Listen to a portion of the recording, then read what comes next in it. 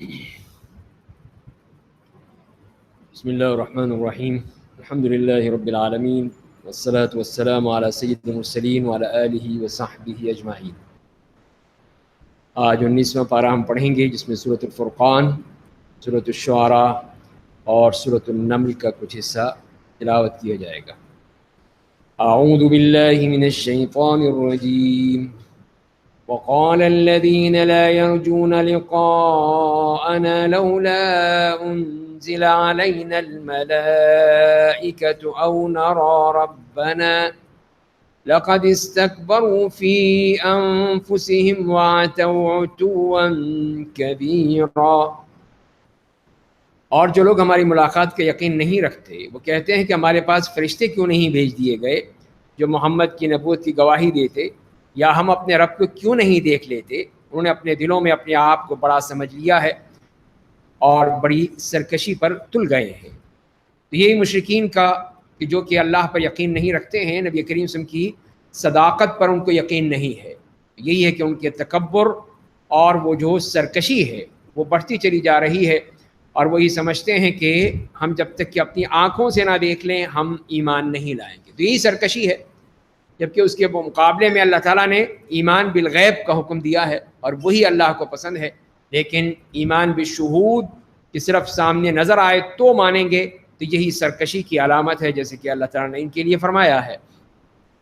اور جب وہ دیکھیں گے پھر کیا ہوگا، اس کے لیے فرمایا جس دن وہ لوگ فرشتوں کو دیکھ لیں گے اس دن مجرموں کو خوشی نہیں ہوگی اور کہیں گے یہ ہم سے دور رہیں۔ تو وہاں پر اس لیے کہ ان کو پتہ ہے کہ اب یہ فرشتے آ گئے ہیں اور میدان حشر میں جو کچھ بھی ہوگا وہاں پہ سب ان کے سامنے ہوگا، وہاں اس سے بھاگنے کی کوشش کریں گے۔ وَقَدِمْنَا إِلَىٰ مَا عَمِلُوا مِنْ عَمَلٍ، فرمائیں کہ انہوں نے دنیا میں جو عمل کیا ہوگا ہم اس کی طرف متوجہ ہوں گے، اسے اڑتا ہوا غبار بنا دیں گے۔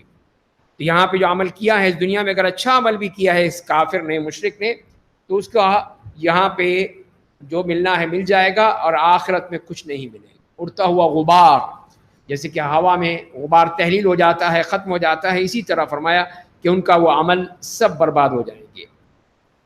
اصحاب الجنت یومئذ خیر مستقرا واحسن مقیلا، اس دن جنت والوں کا ٹھکانہ اور ان کی آرام کرنے کی جگہ بہت اچھی ہوگی۔ تو یہ اللہ کے نیک بندے ہیں۔ ویوم تشقق السماء بالغمام، اور جس دن آسمان پھٹ کر ایک بادل نمودار ہوگا اور گروہ در گروہ فرشتے اتارے جائیں گے، اس دن حقیقی بادشاہت صرف رحمان کی ہوگی اور کافروں کے لیے وہ بہت ہی سخت دن ہوگا۔ یہ مظاہر قیامت اور منکرین آخرت کا یہ حال بیان کیا جا رہا ہے کہ اس دن جب کہ آسمان پھٹ جائے گا، ستارے غائب ہو جائیں گے، پورا نظام عالم درہم برہم ہو جائے گا، اور پھر فرشتے اتر کر میدان حشر کو پوری طرح گھیر لیں گے۔ اس دن صرف اللہ کی بادشاہی ہوگی، تمام بادشاہیاں، تمام حکومتیں، سب کچھ ختم ہو جائیں گے۔ اسی لیے فرمایا کہ الملک یومئذ الحق للرحمن، اس دن تو حقیقی بادشاہت تو رحمان کی بادشاہت ہے۔ وَيَوْمَ يَعَضُّ الظَّالِمُ عَلَىٰ يَدَيْهِ، جس دن ظالم آدمی مارے افسوس کہ اپنے دونوں ہاتھ کاٹ کھائے گا، اے کاش میں رسول کی راہ پہ چلا ہوتا۔ تو وہی حسرتیں، تمنائیں، جیسے قرآن بار بار ذکر کرتا ہے کہ وہاں پر اب ہوگا کاش ہم یہ کر لیتے، کاش ہم وہ کر لیتے، لیکن کوئی فائدہ نہیں۔ یا ویلتی لیتنی لم اتخذ فلانا خلیلا، ہائے افسوس کاش میں نے فلاں کو اپنا دوست نہ بنایا ہوتا، اس نے میرے پاس قرآن آ جانے کے بعد اسے قبول کرنے سے مجھے بہکا دیا، اور شیطان کا کام ہی انسان کو رسوا کرنا ہے۔ تو یہ اپنے اس دوستوں کو اور اپنے ان قریبوں کو جن کے پیچھے بھاگتے رہے، جن کی ہر بات کو قبول کرتے رہے، وہی ان کو یاد کریں گے کہ انہوں نے ہی ہمیں برباد کیا، تباہ کیا۔ وقال الرسول یا رب ان قوم اتخذوا هذا القرآن مہجورا، اور رسول اللہ کہیں گے کہ اے میرے رب، بے شک میری قوم نے اس قرآن کو بالکل چھوڑ دیا تھا۔ تو یہ نبی کریم صلی اللہ علیہ وسلم کا شکوہ اللہ کے حضور وہاں پہ شکوہ ہوگا کہ مشرکین تو اپنی جگہ کرتے ہی تھے، لیکن مسلمانوں نے بھی کوئی کسر نہ چھوڑی، انہوں نے بھی قرآن کریم کو چھوڑ دیا، نہ غور سے سننا ہے، نہ اس پر ایمان لانا ہے، نہ اس پہ عمل کرنا ہے، نہ اپنے تمام معاملات میں اس کو فیصل ماننا ہے، نہ اس میں غور فکر کرنا ہے، نہ اس کو اپنے روحانی امراض کے علاج کے لیے شفا بنانا ہے۔ یہ سب کچھ نہیں ہے۔ اسی لیے فرمایا کہ انہوں نے میرے قرآن کو چھوڑ دیا، ترک کر دیا، پس پش ڈال دیا۔ اور اسی طرح ہم نے ماضی میں ہر نبی کا مجرموں میں سے ایک دشمن بنا دیا تھا، اور آپ کا رب بحیثیت ہادی و مددگار کافی ہے. آپ کا کوئی دشمن بھی ہے لیکن اللہ کی طرف سے آپ کی ہدایت اور نصرت ہوگی. اور اہل کفر کہتے ہیں کہ اس پر پورا قرآن ایک ہی بار کیوں نہیں اتار دیا گیا؟ اس طرح بتدریج اس لیے اتارا گیا تاکہ اس کے ذریعے سے آپ کے دل کو ہم تقویت پہنچائیں، اور اسے ہم نے آپ کو تھوڑا تھوڑا پڑھ کر سنایا ہے. یہ بھی ان کے پاس ایک اعتراض، جتنے الٹے سیدھے اعتراضات کرتے تھے اس میں یہ اعتراض بھی کہ اکٹھے ہی کیوں نہیں آ گیا، ایک دفعہ ہی آ جاتا قرآن، بات ختم ہو جاتی. یہ کیا ہے، تھوڑا آ رہا ہے، کبھی آگے کبھی پیچھے، کبھی بہت دیر میں کبھی جلدی. تو اس کے لیے دو فائدے اللہ تعالیٰ نے بتا دیے. ایک تو یہ ہے کہ آپ کے دل کو تقویت پہنچائیں، کہ آپ کے دل کو سکون حاصل ہوتا تھا کہ جب وہی آتی تھی تو آپ کو یہ یقین رہتا تھا کہ میرا اللہ سے ایک رابطہ، ایک تعلق باقی ہے، اللہ تعالیٰ مجھے دیکھ رہا ہے، میرے لیے اتار رہا ہے، میرے ساتھ ہے. ایک تقویت حاصل ہوتی تھی، سکون حاصل ہوتا تھا.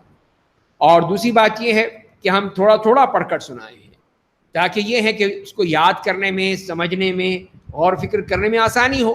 یک دم سارا قرآن اتار دیتے تو اس کو پڑھنا مشکل. اسی لیے اللہ تعالیٰ کی حکمت تھی کہ اس نے اس کو ایک دفعہ مکمل نہیں اتار دیا بلکہ اس کو تھوڑا تھوڑا کر کے اتارا ہے.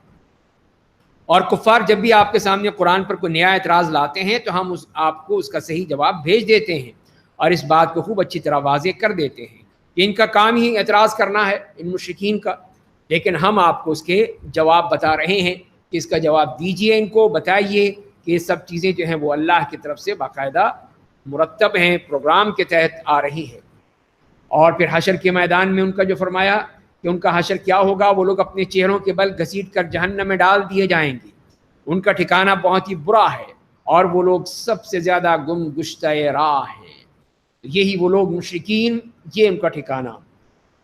دوسری قوموں کا تذکرہ فرمایا ان آیات میں، جس میں بات شروع کی پہلے موسیٰ علیہ السلام سے. وَلَقَدْ آتَيْنَا مُوسَى الْكِتَابَ وَجَعَلْنَا مَعَهُ أَخَاهُ هَارُونَ وَزِيرًا، اور ہم نے موسیٰ کو تورات دی، ان کے بھائی ہارون کو ان کا وزیر بنا دیا.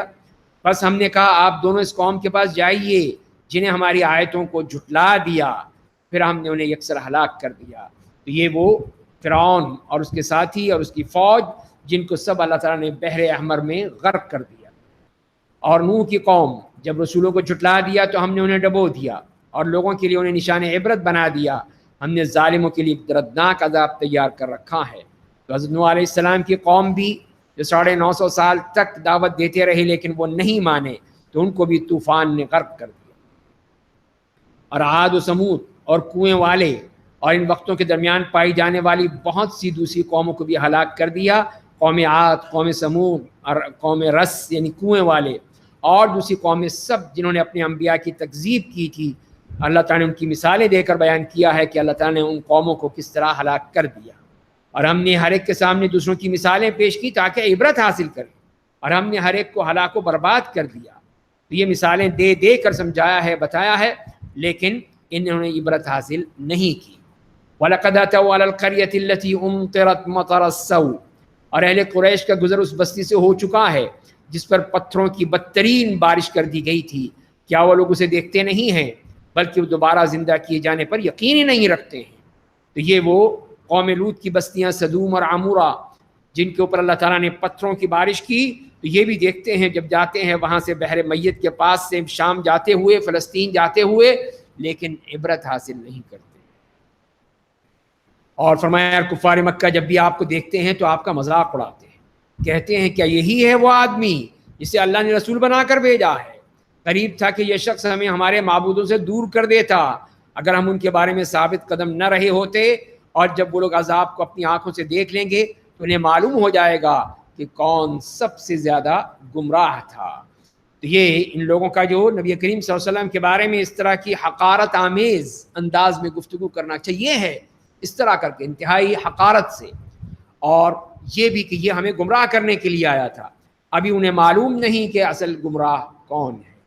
ارائیت من اتخذ الہہ ہواہ، کیا آپ نے اس شخص کو دیکھ لیا جس نے اپنی خواہش نفس کو اپنا معبود بنا رکھا ہے، جو دل میں آئے بس وہ کرنا ہے.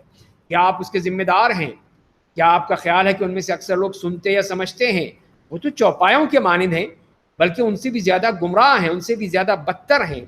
چوپایا تو پھر بہتر ہے کہ وہ اپنے آقا کی، اپنے مالک کی بات سنتا تو ہے، سمجھتا تو ہے، اس کے مطابق عمل تو کرتا ہے، لیکن یہ تو اس سے بھی بدتر ہے اس جانور سے کہ اپنے آقا کی بات کو بھی نہیں مانتے ہیں، اپنے مالک کی بات کو نہیں سمجھتے ہیں، بلکہ جو اپنی مرضی آتی ہے وہ کرتے ہیں۔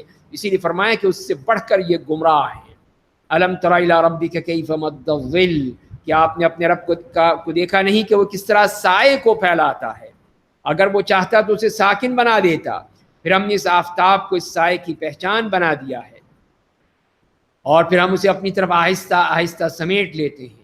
تو یہ اللہ کی یہ نعمت بھی کہ اس نے یہ سایہ ہمیں دیا ہے کہ آج اس گرمی میں، اس دھوپ میں، اس تپش میں ہم تلاش کرتے ہیں، اگر ہم نے کہیں کھڑا ہونا ہے تو کہیں سائے کو دیکھیں، گاڑی بھی پارک کرنی ہے تو سائے میں پارک کرتے ہیں۔ یہ دیکھیے اللہ کی نعمت، اگر اس کو اللہ تعالیٰ ساکن کر دیتے، اسے ایک ہی جگہ ٹھہر جاتا، تو پھر ہم کیا کر سکتے؟ یہ اللہ کی نعمت ہے کہ اس نے ہمیں یہ نعمت دی ہے، اور پھر سورج کی وجہ سے یہ ہمیں سایہ مل جاتا ہے۔ اور اسی نے تمہارے لیے رات کو لباس اور نیند کو راحت کا سبب بنایا ہے، دن کو جی اٹھنے اور چلنے پھرنے کے لیے بنایا ہے۔ تو رات کو کس طرح اللہ نے آرام سکون کے لیے، اور دن کو کام کاج کے لیے۔ اور وہی ہوا کو باران رحمت سے پہلے خوشخبری کے طور پر بھیجتا ہے، اور ہم آسمان سے پاک کرنے والا پانی بھیجتے ہیں تاکہ اس کے ذریعے مردہ بستی کو زندہ کر دیں، اور اسے اپنی مخلوقات میں سے بہت سے چوپائیں اور انسانوں کو پلائیں۔ ہم نے اپنی آیات کو ان کے لیے مختلف انداز میں بیان کیا ہے تاکہ نصیحت حاصل کریں، لیکن اکثر لوگ ناشکری کرتے ہیں۔ تو یہاں پہ جو اللہ تعالیٰ نے اپنی توحید باری تعالیٰ کے 5 دلائل پیش کر دیے ان آیات میں۔ پہلی دلیل وہ سایہ ہے جو غروب آفتاب سے طلوع آفتاب تک۔ دوسری دلیل رات اور دن، رات کو لباس، پردہ، اور نیند کو انسانی جسم کے لیے راحت۔ چوتھی دلیل بارش کا پانی، میٹھا اور ٹھنڈا پاک پانی۔ پانچویں دلیل بارش کے پانی میں اللہ کا تصرف، کہ کبھی ایک علاقے میں بارش برساتا ہے، کبھی دوسرے میں، کہیں بالکل بنجر چٹیل میدان ہوتا ہے وہاں پانی برستا ہے۔ اس طرح یہ 5 دلائل دے کر بتایا کہ ان کے ذریعے سے کہ وہ اللہ کی قدرت یہ ہے، اللہ کا کمال یہ ہے، تو یہ لوگ اس کی عبادت کیوں نہیں کرتے؟ وَلَوْ شِئْنَا لَبَعَثْنَا فِي كُلِّ قَرْيَةٍ نَذِيرًا، اگر ہم چاہتے تو ہر بستی کے لیے الگ الگ ڈرانے والا بھیج دیتے۔ بس آپ کافروں کی بات مت مانیے اور قرآن کے ذریعے ان سے خوب جہاد کرتے رہیے۔ یہ اللہ کی یہ قدرت ہے کہ وہ جب چاہے، جس طرح چاہے، وہ نبی بھیج سکتا ہے، ہر بستی میں بھیج سکتا ہے، لیکن اس نے جیسا چاہا ہے ویسے ہی بھیجا ہے۔ اور اس کے بعد جو فرما دیا گیا ہے کہ ان سے آپ قرآن کے ذریعے سے ان سے جہاد کیجئے، قرآن کی آیات پڑھ کے ان کو سنائیے، تلاوت کیجئے، اور اسی سے ہی ان پر اثر ہوگا۔ مزید اللہ نے اپنی قدرت کے کرشمے دکھائے۔ وَهُوَ الَّذِي مَرَجَ الْبَحْرَيْنِ، اور اس نے 2 دریاؤں کو ملا دیا ہے، یہ میٹھا پیاس بجھانے والا اور یہ کھارا تلخ، اس نے دونوں کے درمیان ایک پردہ اور ایک رکاوٹ کھڑی کر دی ہے۔ یہ اللہ تعالیٰ کی کتنی بڑی قدرت کا کرشمہ ہے کہ اس کا رحم اور اس کی قدرت سے 2 دریا ساتھ ساتھ بہتے ہیں، ایک کا پانی نہایت میٹھا اور دوسرے کا نہایت کھارا، اور آپ دیکھتے ہیں کہ دونوں آپس میں نہیں ملتے، ساتھ ساتھ بہتے ہیں وہ پانی، لیکن آپس میں وہ ملتے نہیں ہیں۔ ان کا رنگ آپ کو الگ نظر آئے گا، ان کا جو ٹمپریچر ہے وہ الگ ہوگا، ان کا جو ذائقہ ہے وہ الگ ہوگا، ہر چیز الگ ہوگی۔ یہ کتنی بڑی قدرت ہے کہ اللہ کی طرف سے کہ وہ آپس میں بالکل مل نہیں جاتے جبکہ دونوں پانی ہیں۔ یہ آپ دیکھ سکتے ہیں جہاں 2 دریا مل رہے ہوں وہاں دونوں چیزیں آپ کو الگ الگ نظر آئیں۔ وَهُوَ الَّذِي خَلَقَ مِنَ الْمَاءِ بَشَرًا، اور اس نے اسی نے پانی سے آدمی کو پیدا کیا، پھر اسے نسب والا اور سسرال والا بنایا، اور آپ کا رب ہر بات پر قادر ہے۔ اور حال یہ ہے کہ کفار اللہ کے سوا ان معبودوں کی پرستش کرتے ہیں جو نہ انہیں نقصان پہنچا سکتے ہیں نہ نفع، اور کافر ہر دم اپنے رب کی مخالفت پر آمادہ رہتا ہے۔ اس کا تو کام ہی یہی ہے کہ وہ مخالفت کرے اور ان کی پوجا کرے جو اس کو نہ نقصان نہ نفع کچھ نہیں دیتے۔ وما ارسلناک الا مبشرا ونذیرا، اور ہم نے آپ کو صرف خوشخبری دینے والا اور ڈرانے والا بنا کر بھیجا ہے۔ آپ کہہ دیجئے میں تبلیغ رسالت کا تم سے کوئی معاوضہ نہیں طلب کرتا ہوں، مگر یہ کہ جو چاہے اپنے رب تک پہنچنے کی راہ اختیار کر لے۔ تو یہ ان کو بتایا کہ یہ دیکھو تو میں تمہیں قرآن پڑھ کر سناتا ہوں، تمہیں ہدایت دیتا ہوں، تمہیں نیک باتیں بتاتا ہوں، یہ سب کس لیے؟ اللہ کے لیے۔ اور اس کا مقصد کوئی مادی منفعت نہیں ہے، ان سے تنخواہ نہیں لینی ہے، مجھے پیسے نہیں چاہیے، باقی جس نے کرنا ہے اس کے لیے تو وہ کوشش کرے. وَتَوَكَّلْ عَلَى الْحَيِّ الَّذِي لَا يَمُوتُ، اور پھر آپ کو یہ تلقین کی گئی کہ آپ ہمیشہ زندہ رہنے والے پر بھروسہ کیجئے جو کبھی نہیں مرے گا. اس کی پاکیزگی اور حمد و ثنا بیان کرتے رہیے، اور وہ اپنے بندوں کے گناہوں سے پوری طرح باخبر ہے. جس نے آسمان اور زمین کو ان کے درمیان پائی جانے والی تمام اشیاء کو 6 دنوں میں پیدا کیا، پھر عرش پر مستوی ہو گیا، بس آپ ان کی تفصیلات اس اللہ سے پوچھئے جو ہر بات کی خبر رکھتا ہے. تو یہ ہے اللہ کا تعارف بھی کر دیا گیا کہ وہ اللہ ہے حی، جس کی زندگی یقینی زندگی ہے، ہمیشہ کی زندگی ہے، اس کے لیے موت نہیں ہے. اس پر توکل کیجئے، اس پر بھروسہ کیجئے، تو آپ کی تمام مشکلات، تمام مصیبتیں سب آسان ہو جائیں. وَإِذَا قِيلَ لَهُمُ اسْجُدُوا لِلرَّحْمَنِ قَالُوا وَمَا الرَّحْمَنُ أَنَسْجُدُ لِمَا تَأْمُرُنَا وَزَادَهُمْ نُفُورًا. اور جب کافروں سے کہا جاتا ہے کہ رحمان کے لیے سجدہ کرو، تو وہ کہتے ہیں کہ رحمان کون ہے؟ کیا ہم اس کو سجدہ کریں جس کا سجدہ کا تم ہمیں حکم دیتے ہو؟ اور اس بات سے وہ اور زیادہ بدکنے لگتے ہیں. یہاں سجدہ تلاوت.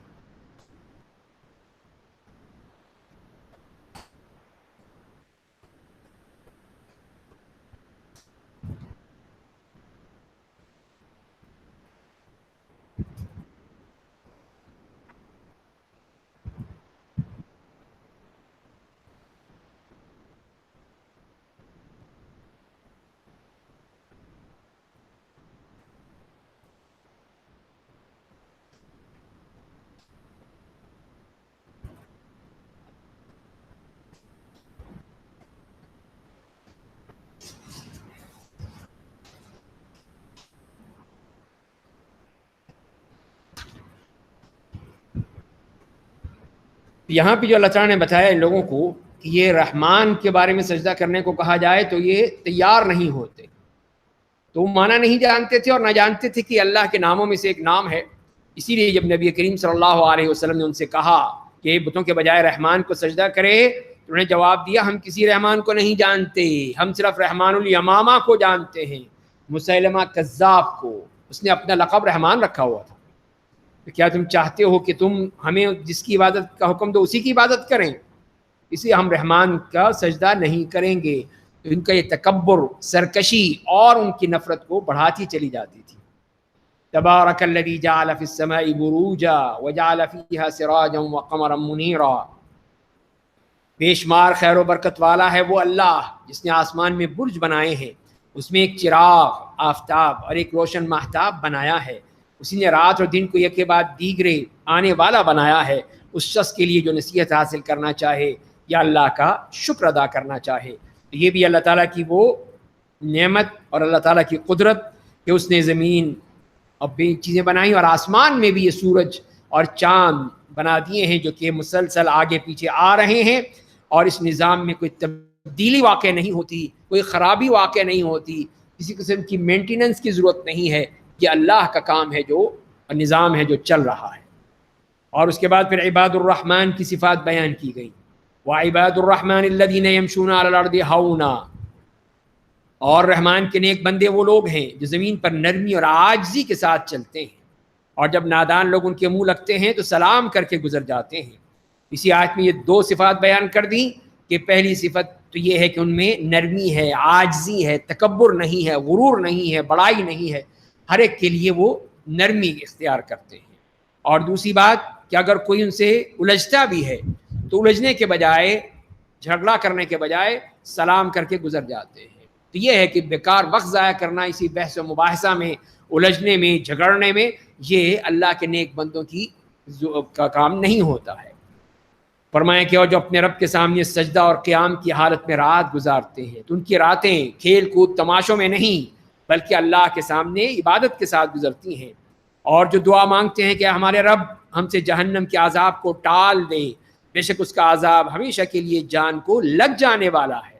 تو اللہ تعالیٰ سے دعا بھی کرتے ہیں کہ ہمیں جہنم کے عذاب سے بچا لے، جہنم کے عذاب سے دور کر لے. تو یہ رمضان کا مہینہ، اس میں اللہ تعالیٰ جہنم سے لوگوں کو آزاد کرتا ہے، تو اللہ ہماری گردنوں کو بھی جہنم سے آزاد فرمائے. والذین اذا انفقوا لم یسرفوا ولم یقتروا. فرمائیں کہ جو خرچ کرتے ہیں تو نہ فضول خرچی کرتے ہیں، نہ اپنے آپ کو تنگی میں ڈالتے ہیں، اور اپنی گزر و اوقات دونوں کے درمیان کرتے ہیں۔ تو یہ اعتدال، خرچے میں بھی اعتدال کی راہ ہے، نہ اسراف نہ فضول خرچی اور نہ ہی بخل اور تنگی، بلکہ درمیانی راہ۔ اور جو اللہ کے ساتھ کسی دوسرے کو معبود کو نہیں پکارتے ہیں، اور جس جان کو اللہ نے حرام کیا ہے اسے ناحق قتل نہیں کرتے ہیں، اور نہ وہ زنا کرتے ہیں، اور جو کوئی ایسا کرے گا وہ اپنے گناہوں کا بدلہ پائے گا۔ ہر قسم کے کبیرہ گناہوں سے وہ اجتناب، کوئی بھی گناہ ہو اس میں شرک، قتل، بدکاری، ان کا 3 کا ذکر فرمایا۔ تو یہ بڑے بڑے گناہ ہیں، ان سے اپنے آپ کو بچا کر رکھنا یہ ان کا کام ہے۔ اور اگر ہو بھی جائے تو توبہ کا دروازہ بھی کھلا ہوا ہے، اسی لیے فرمایا کہ جو شخص توبہ کرے گا، ایمان لے آئے گا، نیک عمل کرے گا تو اللہ اس کے گناہوں کو نیکیوں سے بدل دے گا۔ اللہ بڑا معاف کرنے والا، بے حد مہربان ہے۔ تو یہاں تو اللہ تعالیٰ کا احسان دیکھیے کہ صرف اگر وہ معاف کر دے تو ہی کافی ہے کہ گناہوں کو معاف کر دے۔ یہ اس کا کتنا بڑا احسان ہے کہ ان گناہوں کو نیکیوں میں بدل دیتا ہے۔ جو اس نے گناہ کیے تھے وہ سب نیکیاں ہی نیکیاں بن جاتی ہیں، بشرطے کہ اس نے توبہ، ایمان، عمل صالح، ان 3 چیزوں کو سامنے رکھا ہے تو پھر اس کے لیے وہ سارے گناہ بھی بدل دیے گئے۔ اور جو شخص توبہ کر لیتا ہے اور عمل صالح کرتا ہے تو وہ اللہ کی طرف پورے طور پر لوٹ کر آتا ہے۔ جو لوگ جھوٹی گواہی نہیں دیتے ہیں اور جب کسی ناپسندیدہ چیز سے ان کا سابقہ پڑتا ہے تو شریفوں کی طرح گزر جاتے ہیں۔ تو جھوٹی گواہی، جھوٹے معاہدے، جھوٹی باتیں، ان سب سے وہ بالکل کنارہ کش، اور کوئی ناپسندیدہ چیز بھی ہو تو اس کو بھی الجھنے کے بجائے، اس سے تعلق یا اس کو پوچھنے کے بجائے گزر جاتے ہیں۔ تو یہی تو اصل وہ نیکی ہے کہ آدمی اپنے آپ کو محفوظ رکھے، اپنے ایمان کو محفوظ رکھے۔ اور جب انہیں ان کے رب کی آیات پڑھ کر نصیحت کی جاتی ہے تو بہروں اور اندھوں کی سی حرکتیں نہیں کرتے ہیں۔ یہ بھی ان کی خصوصیت ہے کہ وہ اندھے اور بہرے ہو کر گر نہیں جاتے ہیں، بلکہ سوچ سمجھ کے غور و فکر کرتے ہیں۔ اور جو دعا مانگتے ہیں کہ ہمارے رب ہماری بیویوں اور ہماری اولاد کو آنکھوں کی ٹھنڈک بنا دے اور ہمیں پرہیزگاروں کا امام بنا دے، تو یہ بھی ان کی ہے کہ وہ دعائیں کرتے ہیں اپنی بیوی بچوں کے لیے بھی، سب کے لیے، کہ وہ ان کی آنکھوں کی ٹھنڈک بن جائیں، یعنی وہ نیک کام کریں، صحیح راستے پر چلتے رہیں، تبھی تو آنکھیں ٹھنڈک ہوں گی۔ اگر وہ بدماشی میں اور غنڈہ گردی میں سامنے آئیں گے تو یہ تو آنکھوں کی ٹھنڈک نہیں ہوگی۔ اصل تو وہ ہے کہ جہاں پہ نیکی ہو اور جہاں پہ اللہ کی بات مانی جائے۔ جس طرح 9 صفات اللہ نے بیان کر دی ہیں ان لوگوں کے لیے جو عباد الرحمن، رحمان کے بندے ہیں، اور انہی کے بارے میں اللہ نے پھر اپنی آخری آیت، سورت کی آخری آیت میں فرما دیا، انہی لوگوں کو ان کے صبر و استقامت کی بدولت جنت میں اعلیٰ مقام ملے گا، اس میں دعائے خیر و سلام کے ساتھ ان کا استقبال کیا جائے گا، وہاں ہمیشہ رہیں گے، وہ بہت ہی اچھا ٹھکانہ اور جائے قیام ہوگا۔ یہ ہے اللہ تعالیٰ کی طرف سے ان کے لیے انعام کہ ان کو وہ بہترین مقام، بہترین جنت ان کے لیے انتظار میں مصروف ہے۔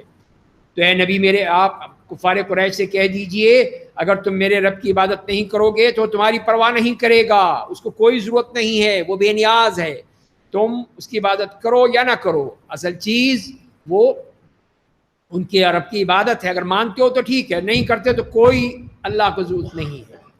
بس اب جب کہ تم نے رسول اور قرآن کی تکذیب کر دی ہے تو اس کی سزا تمہیں ضرور بھگتنی پڑے گی۔ تو یہاں سورۃ الفرقان مکمل ہوتی ہے، اس کے بعد سورۃ الشعراء ہے، مکی صورت ہے، اس میں 227 آیات ہیں۔ بسم اللہ الرحمن الرحیم، طاسیم تلک آیات الکتاب المبین لعلک باخع نفسک علی الا یکونوا مؤمنین۔ تو یہ سورۃ الشعراء اور اس کے بعد والی سورت جو طاسیم یا طواسیم کہلاتی ہیں ان کو یہاں پہ ایک جگہ اکٹھا کر دیا گیا ہے۔ اور طاسیم میم، جیسے کہ ہم پہلے بھی بات کر چکے ہیں، حروف مقطعات اللہ تعالیٰ نے اپنی آیات میں، اپنی صورتوں میں شروع کیے ہیں قرآن کریم میں، اور اس کا مقصد یہی ہے کہ یہ اللہ کی اس کتاب کے بارے میں چیلنج ہے کہ یہ تمہاری کتاب تمہاری زبان میں ہے اور تمہارے انہی الفاظ سے بنی ہے، تو اگر تم بنا سکتے ہو تو بنا کر لاؤ۔ اسی لیے حروف مقطعات کے بعد عموماً قرآن کریم کا ہی ذکر آتا ہے، جیسے یہاں پر بھی ہم دیکھ رہے ہیں کہ تلک آیات الکتاب المبین، یہ سورت اس قرآن کی آیتیں ہیں جو ہر بات کو بیان کرتا ہے۔ شاید آپ اپنی جان ہلاک کر لیں اس غم میں کہ کفار ایمان نہیں لاتے ہیں، تو یہ نبی کریم صلی اللہ علیہ وسلم جو رحمت للعالمین تھے، اسی لیے ان کو دکھ ہوتا تھا، تکلیف ہوتی تھی کہ یہ سب جہنم میں جائیں گے. آپ اس پر روتے تھے کہ یہ لوگ سب جہنمی ہیں. اسی لیے آپ کو فرمایا گیا کہ آپ اپنے آپ کو ہلاک کر ڈالیں گے اسی افسوس میں، اسی تکلیف میں، اسی غم میں. تو آپ اس طرح نہیں، بلکہ آپ اپنا کام کیجیے، باقی کام اللہ کا ہے. ان نشاء ننزل علیہم من السماء آیۃ، اگر ہم چاہیں تو ان کے سامنے آسمان سے ایک نشانی اتار دیں، بس ان کی گردنیں اس کے سامنے جھک جائیں. ہم یہ کر سکتے ہیں، لیکن اصل چیز یہ ہے کہ جو اللہ نے اپنے پیغام بھیجا ہے اپنے نبی کے ذریعے سے اس کو مانیں. ان کے پاس رحمان کی طرف سے جب بھی کوئی نئی نصیحت آتی ہے تو اس سے منہ موڑ لیتے ہیں، تو یہ سننے والے نہیں ہیں. بس اب جب کہ انہوں نے جھٹلا دیا تو جس چیز کا وہ مذاق اڑاتے تھے اس کی حقیقت ان کے سامنے کھل کر آ جائے گی. تو یہی ان کا مذاق جو تھا وہ سب بتا دیا کہ اس کا بدلہ اب ضرور سامنے آئے گا. اولم یروا الی الارض کما انبتنا فیہا من کل زوج کریم، کیا وہ لوگ زمین کو نہیں دیکھتے کہ ہم نے اس میں کتنے سارے عمدہ پودے اگائے ہیں. بے شک اس میں ایک نشانی ہے، لیکن پھر بھی اکثر لوگ ایمان لانے والے نہیں ہیں. اور بے شک آپ کا رب ہی زبردست بے حد مہربان ہے. تو یہاں پر اس صورت میں ہم دیکھتے ہیں کہ یہی جملے بار بار آئیں گے، ان فی ذلک لآیہ وما كان اکثرهم مؤمنین وان ربک لہو العزیز الرحیم. تو یہاں پہ اللہ تعالیٰ کی وہ غلبے کی بات اور اس کی رحمت، دو صفات ہیں، ان کا سارا وہ طریقہ بتا دیا کہ سارا اس کا اثرات بتا دیے.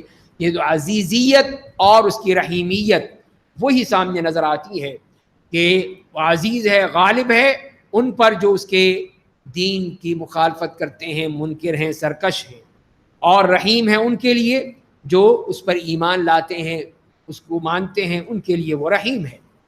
اور اس کے بعد پھر کئی قوموں کا تذکرہ فرمایا ہے.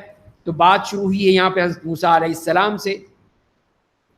وَإِذْ نَادَى رَبُّكَ مُوسَىٰ أَنِ ائْتِ الْقَوْمَ الظَّالِمِينَ، اور جب آپ کے رب نے موسیٰ کو پکارا کہ آپ ظالم قوم کے پاس جائیے، یعنی قوم فرعون کے پاس، کیا وہ ہماری گرفت سے ڈرتے نہیں ہیں؟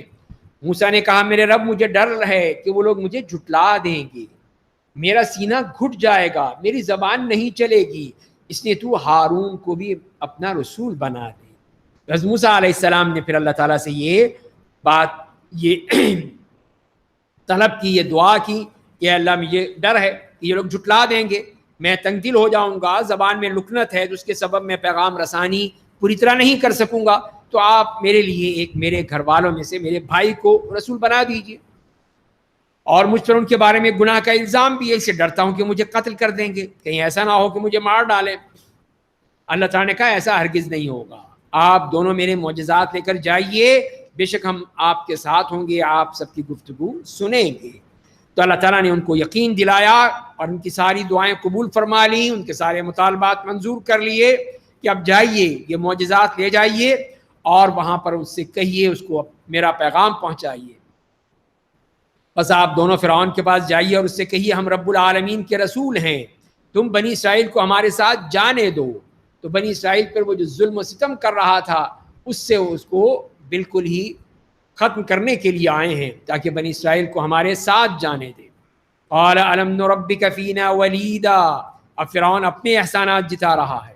فرعون نے کہا کیا تم چھوٹا سا بچہ تھے تو ہم نے تمہاری پرورش نہیں کی تھی؟ تم نے اپنے عمر کے کئی سال ہمارے درمیان نہیں گزارے تھے اور تم وہ کام کر گئے تھے جو تم نے کیا تھا اور تم تھے ہی ناشکرے. تو اس نے وہ احسان یاد دلایا کہ دیکھو تم میرے گھر میں پروردہ ایک معمولی اسرائیلی بچے تھے اور پھر تمہیں ہم نے کس طرح پالا ہے، پوسا ہے، بڑا کیا ہے، اور پھر وہ تم کام کر گئے جو تم نے کیا تھا، تو تم تھے ہی ناشکر گزار. یہ ہے تمہارا معاملہ جو تم نے کیا تھا، اور اب تم آئے ہو مجھے سمجھانے کے لیے، یعنی ایک بندہ بھی تم نے مار دیا تھا. تو موسیٰ علیہ السلام نے کہا میں تو غلطی نادانستگی میں کر بیٹھا تھا، نادانستہ تھی، میں نے جان بوجھ کے نہیں مارا تھا. اور پھر جب مجھے تمہارا ڈر ہوا تو تمہارے پاس سے بھاگ نکلا، تو میرے رب نے مجھے علم و حکمت عطا کی اور مجھے اپنے رسولوں میں سے بنا لیا. اور وہ ایک نعمت تھی جس کا تم احسان جتا رہے ہو، اس کا سبب یہ تھا کہ تم نے بنی اسرائیل کو غلام بنا لیا. تو یہ ہے کہ تم نے بھی جو کہ ظلم کیے ہیں وہ کم نہیں ہے. مجھ سے تو غلطی ہوئی، ایک نادانستہ طور پر، جان بوجھ کے نہیں کیا تھا میں نے. لیکن تم نے جو ظلم کیے ہیں، زیادتیاں کی ہیں اور بنی اسرائیل کو غلام بنایا ہے، اور اب تم مجھ پہ احسان جتا رہے ہو، اور وہ ایک نعمت تھی جس کا تم احسان جتا رہے ہو، تو اس کا سبب یہ تھا کہ تم نے بنی اسرائیل کو غلام بنا لیا۔ تو فرعون نے کہا اور رب العالمین کون ہے؟ تو موسیٰ نے کہا وہ آسمان اور زمین دونوں کے درمیان پائی جانے والی تمام مخلوقات کا رب، اگر تمہیں اس بات کا یقین ہے۔ فرعون نے اپنے ارد گرد کے لوگوں سے کہا کیا تم لوگ اس کی بات سن رہے ہو؟ موسیٰ نے کہا وہ تمہارا رب ہے، تمہارے گزرے ہوئے باپ دادوں کا رب ہے۔ فرعون نے کہا تمہارا یہ رسول جو تمہاری طرف بھیجا گیا واقعی پاگل ہے۔ موسیٰ نے کہا وہ مشرق و مغرب اور دونوں کے درمیان پائی جانے والے ہر چیز کا رب ہے، اگر یہ بات تمہاری سمجھ میں آ جائے۔ اس طرح موسیٰ علیہ السلام نے فرعون کو 3 طرح سے سمجھانے کی کوشش کی، بتانے کی کوشش کی کہ یہ سب رب کی طرف سے ہے۔ پہلے یہ بتایا کہ جو آسمان اور زمین اور اس کے درمیان جو کچھ ہے اس کا رب ہے، پھر یہ بتایا کہ تمہارا اور تمہارے باپ دادا کا رب ہے، پھر یہ بتایا کہ رب المشرق والمغرب، مشرق اور مغرب ان کے درمیان جو ہے اس کا رب ہے، اس کا مالک ہے، لیکن اس کو بات سمجھ میں نہیں آئی۔ فرعون نے کہا اگر تم نے میرے سوا کوئی معبود بنایا تو تمہیں جیل میں ڈال دوں گا۔ موسیٰ نے کہا اگرچہ میں تمہارے سامنے اپنی صداقت کی ایک واضح دلیل پیش کر دوں۔ فرعون نے کہا اگر تم سچے ہو تو پیش کرو، بتاؤ تمہارے پاس کیا ہے۔ فَأَلْقَىٰ عَصَاهُ فَإِذَا هِيَ ثُعْبَانٌ مُّبِينٌ، چنانچہ موسیٰ نے اپنی لاٹھی زمین پر ڈال دی، وہ اچانک نمایاں اژدہا بن گئی، اور اپنا ہاتھ گریبان سے باہر نکالا تو اچانک دیکھنے والوں کو سفید خوبصورت چمکدار نظر آنے لگا۔ تو فرعون نے اپنے ارد گرد موجود سرداروں سے کہا یہ تو یقیناً بڑا ماہر جادوگر ہے، اپنے جادو کے زور سے تمہیں اپنی سرزمین سے نکال دینا چاہتا ہے، تو اب تم لوگ مجھے کیا مشورہ دیتے ہو؟ تو اب یہ ظاہر ہے کہ اب اس کو اس کا توڑ کرنا تھا، جواب دینا تھا۔ سرداروں نے کہا آپ اسے اور اس کے بھائی کو کچھ دنوں کے لیے بند کر دیجئے اور شہروں میں اپنے نمائندے بھیج دیجئے، ان کو رہنے دیجئے ابھی، اور اب تیاری کرتے ہیں، اپنے پورے ملک سے ماہر جادوگر بلاتے ہیں جو آپ کے پاس ہر ماہر جادوگر کو لے آئیں۔ چنانچہ تمام جادوگر ایک مقررہ دن میں متعین وقت پر جمع کر لیے گئے، اور لوگوں میں اعلان کر دیا گیا کیا تم سب جمع ہو رہے ہو تاکہ جب ہم جادوگروں کو غالب ہوتا دیکھ لیں تو انہی کی پیروی کریں۔ تو فرعون نے اس نے پورا اس کا انتظام کیا، ایک دن مقرر کر دیا پروپیگنڈے کے ذریعے سے اور لوگوں تک بات پہنچانے کے ذریعے سے، اور پھر یہ یقین تھا کہ میرے جادوگر جیتے، یہ بھی اس کو یقین تھا۔ بس جب جادوگر میدان میں آئے انہوں نے فرعون سے کہا اگر ہم جیت گئے تو کیا ہمیں اس کا کوئی معاوضہ ملے گا؟ تو فرعون نے کہا کہ ہاں، اور تب تم سب میرے مقرب درباریوں میں سے بن جاؤ گے، اتنا اونچا مقام دوں گا میں تمہیں اپنے دربار میں تمہیں بڑی عزت کا مقام دوں گا۔ تو موسیٰ نے ان سے کہا تمہیں جو کچھ پیش کرنا ہے پیش کرو۔ انہوں نے اپنی رسیاں اور اپنی لاٹھیاں زمین پر ڈال دیں اور کہا فرعون کی عزت و بزرگی کی قسم ہم یقیناً غالب ہوں گے۔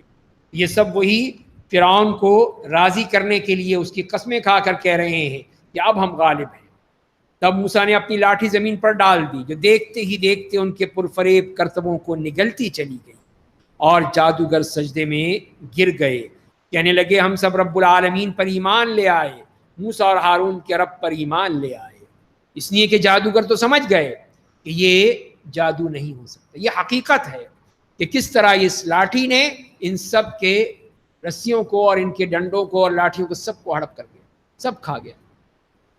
تو یہ تو وہ حقیقت ہی ہو سکتی ہے۔ حقیقت میں اگر کوئی اس طرح کا سانپ ہوتا، اژدہا ہوتا تو وہ کر لیتا، لیکن اصل تو نظر بندی ہے کہ وہ اپنی نظر بندی کے ذریعے سے لوگوں کو بتا رہے تھے کہ یہ دیکھو یہ سانپ ہیں یا یہ لاٹھیاں اور وہ رسیاں نہیں ہیں، لیکن یہ اس کے مقابلے میں بالکل الگ چیز تھی، یہ حقیقت تھی، معجزہ تھا۔ تو معجزہ اور جادو میں یہی فرق ہے کہ معجزہ ایک حقیقت ہوتی ہے، جبکہ جادو صرف لوگوں کی آنکھوں کو نظر بند کرنا ہوتا ہے، اور اسی لیے یہ جادوگر فوراً سجدے میں گر پڑے کہ یہ تو ایک حقیقت ہے۔ قال آمنتم له قبل ان آذن لكم، فرعون نے کہا تم لوگ مجھ سے اجازت لینے سے پہلے اس پر ایمان لے آئے، یقیناً یہی تم سب کا استاد ہے جسے تم سب کو جادو سکھایا، اب ان قریب تم لوگ اپنا انجام دیکھ لو گے، میں تم سب کے ایک ایک ہاتھ اور دوسری جانب کے ایک ایک پاؤں کاٹ ڈالوں گا، تم سب کو سولی پر چڑھا دوں گا۔ اس طرح یہی جادوگر جو صبح کے وقت اپنے جادو میں مگن تھے، شام تک وہ شہدائے ابرار بن چکے تھے، شہادت کا درجہ پا چکے تھے۔ انہوں نے کہا ہمارا اس سے کوئی حرج نہیں، ہم بہرحال اپنے رب کے پاس ہی لوٹ کر جانا ہے، ہم امید کرتے ہیں کہ ہمارا رب ہمارے گناہ معاف کر دے گا، اس لیے کہ ہم سب سے پہلے ایمان لائے ہیں۔ تو یہ ہے ایمان کا معاملہ کہ ایمان جب دل میں داخل ہو جاتا ہے تو پھر نکلتا نہیں ہے۔ ان کو دھمکی دی گئی، اتنا بڑا اس نے ان کے لیے سزا کا اعلان کر دیا کہ میں تمہارے ہاتھ پاؤں کاٹ کر تمہیں سولیوں پر لٹکا دوں گا، تاکہ پتہ چلے کہ لوگوں کو کہ دیکھو فرعون کے مخالفین کا کیا حشر ہوتا ہے۔ لیکن جب ایمان آ گیا دل میں تو پھر وہ نکلتا نہیں ہے۔ وَأَوْحَيْنَا إِلَى مُوسَىٰ أَنْ أَسْرِ بِعِبَادِي إِنَّكُمْ مُتَّبَعُونَ، اور ہم نے موسیٰ کو بذریعہ وحی حکم دیا آپ ہمارے بندوں کو لے کر راتوں رات نکل جائیے، اس لیے کہ اب آپ لوگوں کا پیچھا کیا جائے گا۔ تو اس کے بعد پھر اس اتنی عظیم کامیابی اور اس کے کئی سال کے بعد پھر جب اللہ تعالیٰ کا حکم آ گیا کہ اب آپ چلیے، اس لیے کہ اب وقت آ چکا تھا فرعون کے خاتمے کا، اسی لیے اللہ تعالیٰ نے بھی حضرت موسیٰ علیہ السلام کو کہا کہ اب بنی اسرائیل کو لے کر آپ نکل چلیے، رات کے وقت خشکی کے بجائے سمندر کی طرف چلیں۔ تو فرعون نے بھی اس کی تیاری شروع کر دی، اور اس کے بعد فرعون نے فوج جمع کرنے کے لیے شہروں میں اپنے نمائندے بھیج دیے اس پیغام کے ساتھ کہ بنی اسرائیل ہمارے مقابلے میں بہت تھوڑی تعداد میں ہے، کیا کر لیں گے ہمارا یہ، اور انہیں ہمارے غیظ و غضب کو بھڑکا دیا ہے، اور ہم سب پورے طور پر چوکنا اور دشمن کے مقابلے کے لیے تیار ہیں۔ اور اس طرح اللہ نے پھر اس کو وہاں سے نکال کھڑا کیا، بس ہم نے انہیں اس طرح ان کے باغات، چشموں، خزانوں، عالیشان مکانات سے نکال باہر کیا۔ ہم نے ان کے ساتھ ایسا کیا کہ ان تمام چیزوں کا مالک بنی اسرائیل کو بنا۔ یہ ہے اللہ کی قدرت کہ وہی جو مستضعفین تھے، کمزور تھے، مغلوب تھے، کیسے وہ پورے علاقے کے، پورے فرعون کے دربار کے، فرعون کی دولت کے، فرعون کی تمام نعمتوں کے وہ سردار بن گئے، وہ اس کے مالک بن گئے۔ فَأَتْبَعُوهُمْ مُشْرِقِينَ، پس وہ لوگ صبح کے وقت ان کے قریب پہنچ گئے۔ جب دونوں جماعتیں ایک دوسرے کو نظر آنے لگیں تو موسیٰ کے ساتھیوں نے کہا اب یقیناً ہم پکڑے گئے۔ موسیٰ نے کہا ایسا ہرگز نہیں ہوگا، بے شک میرا رب میرے ساتھ ہے، وہ ضرور میری مدد کرے گا۔ تو انبیاء کرام مایوس نہیں ہوتے، انہوں نے پورے ایمان کے ساتھ، یقین کے ساتھ کہا کہ نہیں، ایسا نہیں ہو سکتا، میرا رب میرے ساتھ ہے، وہ مجھے اس کے بارے میں میری مدد کرے گا۔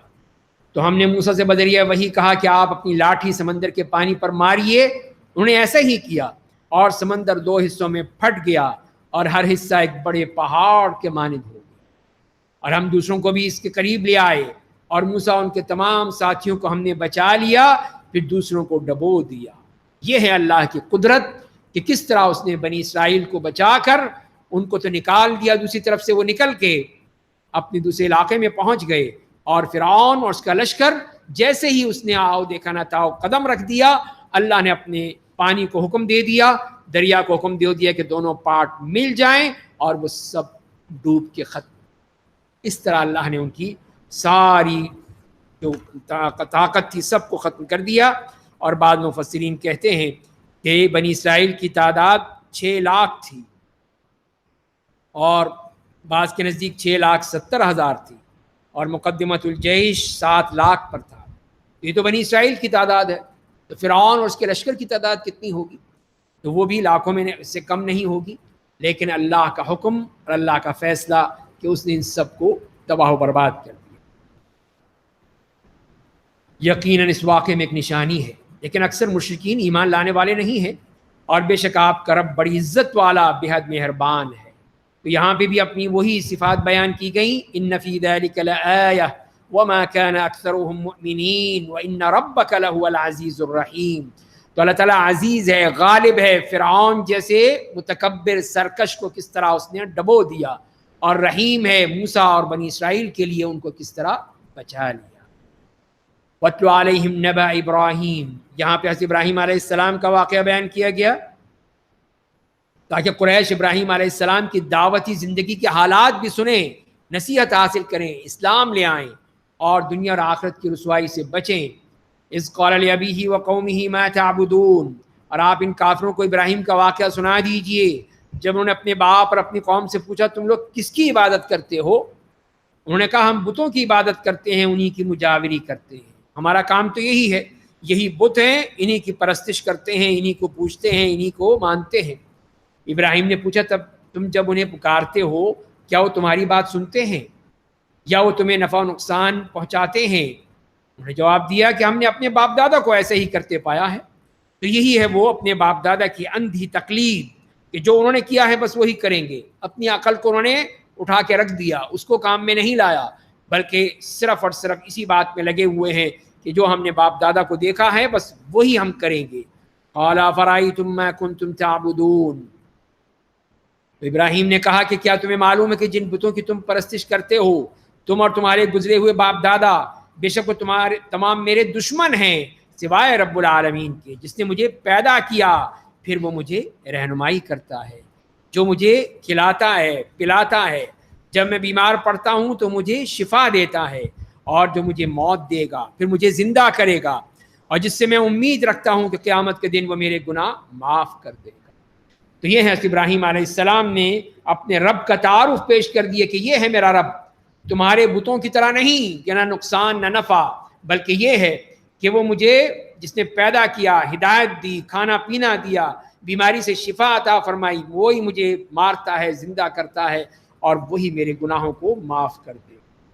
ربی حبلی حکمن والحقنی بالصالحین، میرے رب مجھے علم و حکمت عطا کر اور قیامت کے دن مجھے نیک لوگوں میں شامل کر دے، اور آنے والے لوگوں میں میرا ذکر خیر باقی رکھ، اور مجھے نعمتوں والی جنت کے حقداروں میں بنا دے، اور میرے باپ کو معاف کر دے، بے شک وہ گمراہوں میں سے تھا۔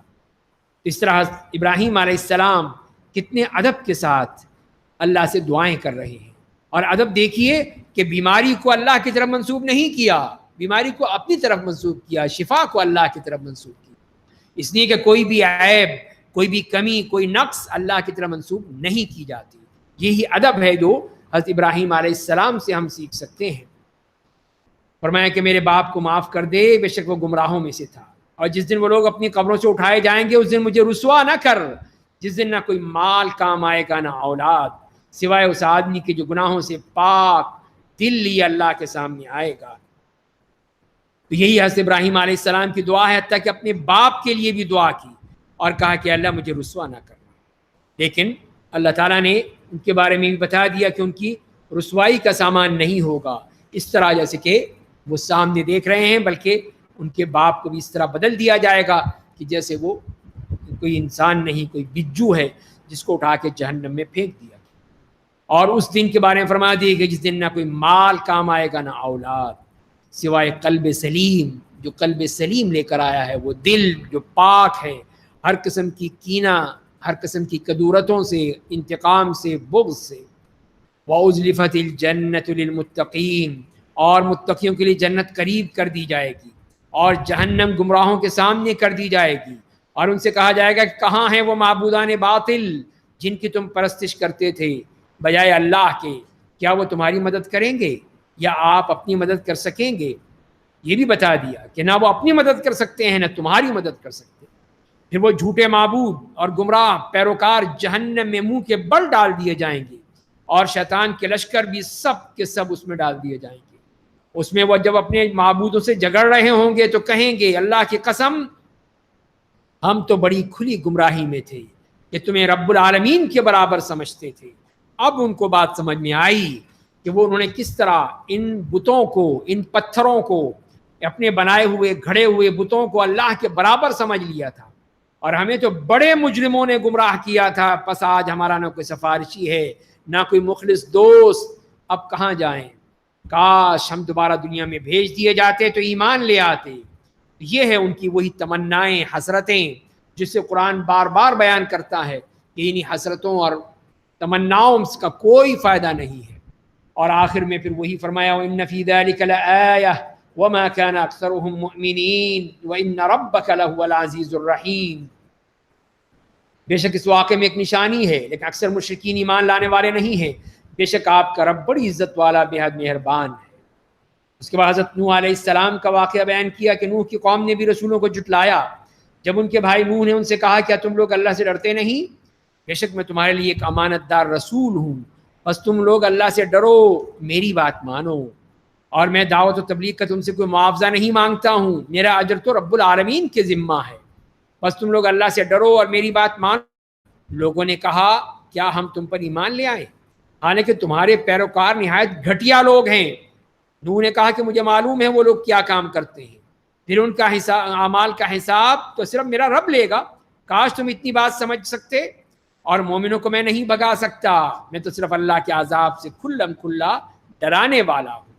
اس طرح حضرت نوح علیہ السلام نے صاف انکار کر دیا کہ تم کو جن کو گھٹیا سمجھ رہے ہو یہ سب اللہ کے نیک بندے ہیں، میں ان کو نہیں بھگا سکتا، ان کو اپنے سے دور نہیں کر سکتا، ان کا حساب اللہ پر، اللہ تعالیٰ ان کو جانتا ہے، میرا کام یہ ہے کہ میں تمہیں ڈراؤں۔ قالوا لئن لم تنتهي يا نوح لتكونن من المرجومین، لوگوں نے کہا اے نوح اگر تم دعوت و تبلیغ سے باز نہ آئے تو سنسار کر دیے جاؤ گے۔ نوح نے کہا دعا کی ہے میرے رب، میرے قوم نے مجھے یکسر جھٹلا دیا، تو اب تو ہی میرے اور ان کے درمیان دو ٹوک فیصلہ کر دے، اور مجھے اور میرے ساتھ جو مومن ہیں انہیں بچا لے۔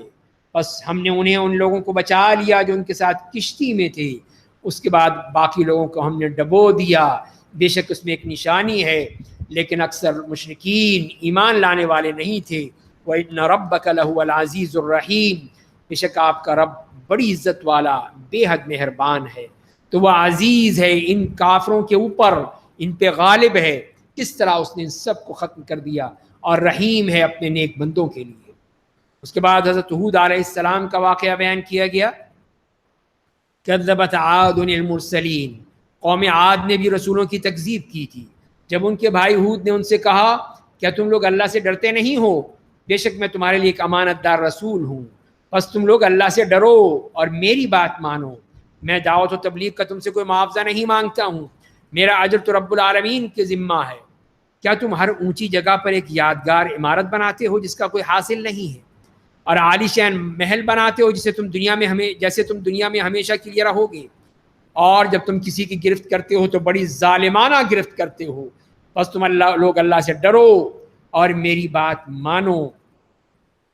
یہ قوم عاد جن کا کام یہی تھا کہ وہ اونچی اونچی بلڈنگیں بنانی اور طرح طرح کے محلات بنانے، اور ظالم لوگ، تو انہی کے بارے میں فرمایا کہ اذا بطشتم جبارین، جب تم کسی کی گرفت کرتے ہو تو بڑی ظالمانہ گرفت کرتے ہو، بس تم لوگ اللہ سے ڈرو اور میری بات مانو، اور اس اللہ سے ڈرو جس نے تمہیں وہ چیزیں دی ہیں جن کا تمہیں علم ہے، تمہیں چوپائے اور اولاد دی، باغات اور چشمے دیے، بے شک میں تمہارے بارے میں ایک بڑے دن کے عذاب سے ڈرتا ہوں۔ ان کو ڈرایا سمجھایا لیکن نہیں مانے۔ قالوا سواء علینا اوعظت ام لم تکن من الواعظین، انہوں نے کہا کہ چاہے تمہیں نصیحت کرو یا نہ کرو، ہماری دونوں ہی برابر ہیں، ہمیں کوئی فرق نہیں پڑتا، ہم اتنے سرکش ہیں۔ ان ھذا الا خلق الاولین، یہ تو پہلے لوگوں کی عادت ہے، اور ہمیں عذاب نہیں دیا جائے گا۔ پس ان لوگوں نے ہود کو جھٹلا دیا تو ہم نے انہیں ہلاک کر دیا۔ بے شک اس واقعے میں ایک نشانی ہے، لیکن اکثر مشرکین ایمان لانے والے نہیں ہیں، اور بے شک آپ کا رب بڑی عزت والا عزیز نہایت مہربان ہے، رحیم ہے۔ کذبت ثمود المرسلین، قوم سمود نے بھی رسولوں کو جھٹلا دیا جب ان سے ان کے بھائی صالح نے کہا کیا تم اللہ سے نہیں ڈرتے ہو، بے شک میں تمہارے لیے ایک امانت دار رسول ہوں، بس تم لوگ اللہ سے ڈرو اور میری بات مانو، اور میں تبلیغ و دعوت کا تم سے کوئی معاوضہ نہیں مانگتا ہوں، میرا اجر تو رب العالمین کے ذمے ہے۔ تو ہر نبی نے یہی کہا تاکہ یہ نہ سمجھیں کہ یہ ہم سے پیسے مانگے گا، ہم سے اجرت مانگے گا اور پھر ہم اس کو دبا لیں گے، تو فرمایا کہ نہیں، میں تم سے کچھ نہیں مانگتا ہوں۔ تو کیا تم لوگ داد عیش دینے کے لیے یہاں کی نعمتوں میں امن و سکون کے ساتھ چھوڑ دیے جاؤ گے، باغوں میں، چشموں میں، کھیتوں میں، کھجوروں میں جن کے خوشے رس بھرے پھلوں سے لدے ہوئے ہیں، اور تم پہاڑوں کو کاٹ کاٹ کر فخر و مباحات کے لیے گھر بناتے ہو، بس تم لوگ اللہ سے ڈرو اور میری بات مانو، اور حد سے گزر جانے والوں کی اطاعت مت کرو جو زمین میں فساد پھیلاتے ہیں اور اصلاح کا کام نہیں کرتے ہیں۔ حضرت صالح علیہ السلام نے ان کو سمجھایا، بتایا، ان کی نعمتوں کا تذکرہ فرمایا کہ یہ دیکھو یہ نعمتیں سب اللہ کی طرف سے ہیں، تو اللہ کو مان لو۔ قالوا انما انت من المسحرین، انہوں نے کہا تم پر جادو کر دیا گیا ہے، تم تو ہماری طرح ایک انسان ہو، اگر اپنے دعوے میں سچے ہو تو کوئی نشانی پیش کرو۔ انہوں نے معجزہ مانگ لیا۔ صالح نے کہا یہ اونٹنی ہے، اس کے پانی پینے کا ایک دن ہے اور تمہارے پینے کا بھی ایک مقررہ دن ہے، اور تم لوگ اسے کوئی نقصان نہ پہنچاؤ، ورنہ ایک بڑے دن کا عذاب تمہیں اپنی گرفت میں لے لے گا۔ لیکن انہوں نے اس کے پاؤں کاٹ ڈالے۔ کہ اللہ کا عذاب دیکھ کر اپنی حرکت پر پشیمان ہوئے، پس عذاب نے انہیں پکڑ لیا۔ بے شک اس واقعے میں ایک نشانی ہے، لیکن اکثر مشرکین ایمان لانے والے نہیں ہیں۔ بے شک آپ کا رب بڑی عزت والا، بے حد مہربان ہے۔ اس طرح یہاں پر بھی یہ بتا دیا گیا ان لوگوں کے بارے میں بھی کہ ان لوگوں کو نے معجزہ مانگا، اللہ نے معجزہ بھی دکھا دیا ان کو، لیکن یہ اتنے سرکش تھے، اتنے متکبر تھے کہ اس کو بھی برداشت نہیں کیا، اور بعد میں ندامت بھی ہوئی، لیکن ایسی ندامت کا کوئی فائدہ نہیں ہوتا جبکہ عذاب سامنے آ گیا تھا۔ کذبت قوم لوط المرسلین، لوط کی قوم نے بھی رسولوں کو جھٹلا دیا تھا جب ان سے ان کے بھائی لوط نے کہا کیا تم اللہ سے نہیں ڈرتے ہو؟ میں بے شک تمہارے لیے ایک امانت دار رسول ہوں، بس تم لوگ اللہ سے ڈرو اور میری بات مانو۔ میں تبلیغ دعوت کے کام پر تم سے کوئی معاوضہ نہیں مانگتا ہوں، میرا اجر تو رب العالمین کے ذمہ ہے۔ کیا تم سارے جہان والوں میں سے مردوں سے خواہشیں پوری کرتے ہو اور اللہ سے تمہارے لیے جو تمہاری بیویاں پیدا کی انہیں چھوڑ دیتے ہو؟ سچ تو یہ ہے کہ تم حد سے تجاوز کرنے والے لوگ ہو۔ تم نے اس طرح اپنی خواہشات کو اس طرح تم نے انتہائی بدترین طریقے سے پورا کرنے والے ہو، تو لہذا ان کے لیے بھی عذاب آ گیا۔ اور یہ اس سے پہلے جو ان کے بارے میں فرمایا قالوا لئن لم تنتهي يا لوط، انہوں نے کہا اے لوط اگر تم ان نصیحتوں سے باز نہ آئے تو تم یہاں سے نکال دیے جاؤ گے، اور دھمکیاں بھی دے رہے ہیں۔ تو لوط نے کہا کہ مجھے تمہارے اس کار بد سے شدید نفرت ہے، میرے رب مجھے میرے خاندان کو ان کے کرتوتوں کے انجام کے بد سے بچا لے۔ بس ہم نے انہیں اور ان کے خاندان کے تمام افراد کو بچا لیا سوائے ایک بڑھیا کے جو پیچھے رہنے والوں کے ساتھ رہ گئی تھی، پھر باقی تمام کو ہم نے ہلاک کر دیا اور ان پر پتھروں کی بارش کر دی۔ بس بہت بری بارش تھی جو ان ڈرائے جانے والوں پر ہوئی۔ یہ اللہ نے دکھا دیا کہ کس طرح لوط علیہ السلام کی قوم، جو بدبخت قوم، اس کا کیا حشر ہوا، کس طرح اللہ نے اس کو نیست و نابود کر ڈالا اور ان پر پتھروں کی بارش کر دی۔ بس بہت بری بارش تھی جو ڈرائے جانے والوں پر ہوئی۔ بے شک اس واقعے میں ایک نشانی ہے، لیکن اکثر مشرکین ایمان لانے والے نہیں ہیں۔ بے شک آپ کا رب بڑی عزت والا، بے حد مہربان ہے۔ تو یہ تمام چیزیں عبرت کے لیے بتائی جا رہی ہیں، لیکن یہ مشرکین ایمان لانے والے نہیں ہیں، یعنی عبرت نہیں پکڑتے کہ اللہ نے کس طرح ان قوموں کو تباہ کر دیا۔ کذب اصحاب الایکۃ المرسلین، ایکا کے رہنے والوں نے بھی رسولوں کو جھٹلایا تھا جب ان سے شعیب نے کہا کہ تم اللہ سے نہیں ڈرتے ہو؟ بے شک میں تمہارے لیے ایک امانت دار رسول ہوں، بس تم لوگ اللہ سے ڈرو اور میری بات مانو۔ میں تبلیغ و دعوت کے کام پر تم سے کوئی معاوضہ نہیں مانگتا ہوں، میرا اجر تو رب العالمین کے ذمہ ہے۔ تم لوگ پورا ناپو اور کسی کو خسارے میں مت ڈالو، اور درست ترازو سے وزن کرو، لوگوں کو ان کی چیزیں کم مت دو، زمین میں فساد مت پھیلاؤ، اور اس اللہ سے ڈرو جس نے تمہیں پیدا کیا ہے اور گزرے ہوئے لوگوں کو پیدا کیا ہے۔ یہ تھی حضرت شعیب علیہ السلام کی دعوت، شرک سے منع کیا، ناپ توڑ پورا کرنے کا حکم دیا، لیکن یہ ماننے والے کہاں تھے؟ انہوں نے کہا کہ تم پر جادو کر دیا گیا اور تم ہمارے ہی جیسے کا آدمی ہو، اور ہم تمہیں ایک جھوٹا آدمی کے سوا کچھ بھی نہیں سمجھتے ہیں۔ جھوٹے بھی ہو، ہمارے جیسے انسان ہو، جادو زدہ ہو، اگر تم اپنے دعوے میں سچے ہو تو آسمان کا ایک ٹکڑا ہم پر گرا دو۔ یہ دیکھیے ان بدبختوں کی کہ یہ کہہ رہے ہیں اگر تم سچے ہو تو ہمیں ہدایت دے دو، نہیں سچے ہو تو ہم پر ایک ٹکڑا گرا دو آسمان سے۔ قال ربی اعلم بما تعملون، شعیب نے کہا میرا رب تمہارے کرتوتوں سے خوب واقف ہے۔ فکذبوہ فاخذہم عذاب یوم الظلہ، بس جب لوگوں نے انہیں جھٹلا دیا تو سائے کے دن کے عذاب نے انہیں پکڑ لیا۔ بے شک وہ ایک بڑے خطرناک دن کا عذاب تھا۔ بے شک اس واقعے میں ایک نشانی ہے، لیکن اکثر مشرکین ایمان لانے والے نہیں ہیں۔ بے شک آپ کا رب بڑی عزت والا، بے حد مہربان ہے۔ اور اس کے بعد پھر قرآن کریم کے حوالے سے بتا دیا گیا کہ کس طرح اللہ نے قرآن کریم کو اتارا ہے۔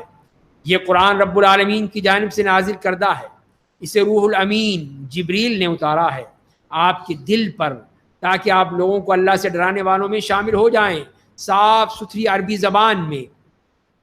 اور یہ بات اگلے لوگوں کی کتابوں میں بھی موجود ہے۔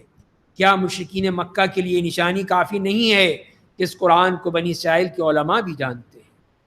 اور اگر ہم اسے کسی عجمی پر اتار دیتے جو انہیں پڑھ کر سنا دیتا تب بھی اس پر ایمان نہیں لاتے. ہم نے اس قرآن کو مجرموں کے دلوں سے اسی طرح بے اثر گزار دیا ہے کہ وہ لوگ جب تک دردناک عذاب نہ دیکھ لیں گے اس پر ایمان نہیں لائیں گے. تو قرآن کریم کا یہ تعارف کر دیا گیا کہ یہ وہ کتاب ہے جو رب العالمین کی طرف سے روح الامین کے ذریعے آپ کے دل پر عربی زبان میں، اور اس کو یہ سب جانتے ہیں، یہ نئی چیز نہیں ہے، اس کو جانتے ہیں، مانتے ہیں. یہ ہے وہ اللہ کی کتاب، اسی لیے اس پر ایمان لاؤ. لیکن یہ ماننے والے نہیں ہیں، جب تک کہ عذاب علیم کو نہیں دیکھ لیں گے مانیں گے نہیں. فَيَأْتِيَهُمْ بَغْتَةً وَهُمْ لَا يَشْعُرُونَ، جو ان پر اچانک نازل ہو جائے گا اور وہ لوگ اس کا احساس بھی نہ کر پائیں گے. تب کہیں گے کہ کیا ہمیں مہلت دی جائے گی؟ کیا وہ لوگ ہمارے عذاب کی جلدی مچا رہے ہیں؟ أَفَرَأَيْتَ إِن مَّتَّعْنَاهُمْ سِنِينَ، کیا آپ نے غور کیا کہ اگر ہم انہیں برسوں تک دنیا میں عیش کرنے دیں پھر وہ ان پر عذاب آ جائے جس کا ان سے وعدہ کیا جاتا تھا، تو ان کی عیش پرستی انہیں عذاب سے نہیں بچا سکی. اور ہم نے بستی کو بھی ہلاک کرنے سے پہلے ڈرانے والے بھیجے یاد دہانی کے لیے، اور ہم ظالم نہیں تھے. یہاں پہ اللہ نے اپنا وہ قانون بیان کر دیا کہ ہم نے عدل و انصاف کے تمام تقاضے پورے کیے ہیں اور ان کو بتایا ہے، سمجھایا ہے، انبیاء کرام کو بھیجا ہے، اور یہ عیش پرستی، ان کی عیاشیاں، یہ ان کو نہیں بچا سکے بلکہ یہ تو عذاب تک پہنچا دیں گی.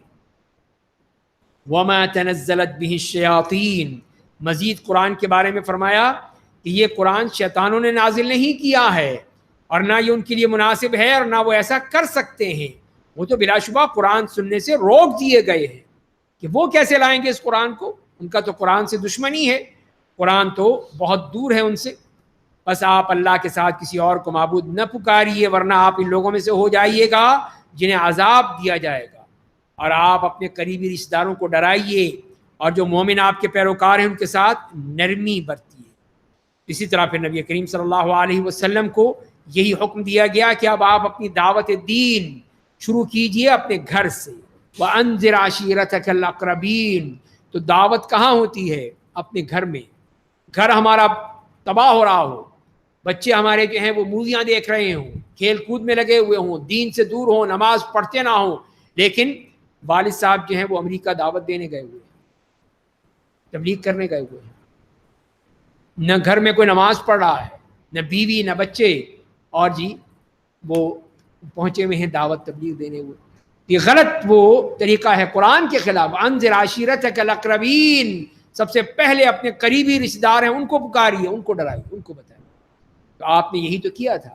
تو آپ نے پہلے اپنے خاندان کو، اپنے قبیلے کو، اپنے تمام لوگوں کو بلا کر اور ان کو دعوت دین دی، ان کو دین سکھایا، بتایا. اور اسی لیے آپ سے کہا گیا کہ اب آپ جو آپ کے ساتھ مومن ہیں ان کے ساتھ نرمی کا برتاؤ کیجیے. اگر وہ آپ کی نافرمانی کریں تو آپ کہہ دیجئے کہ میں تمہارے اعمال سے بری ہوں، میرا کوئی تعلق نہیں.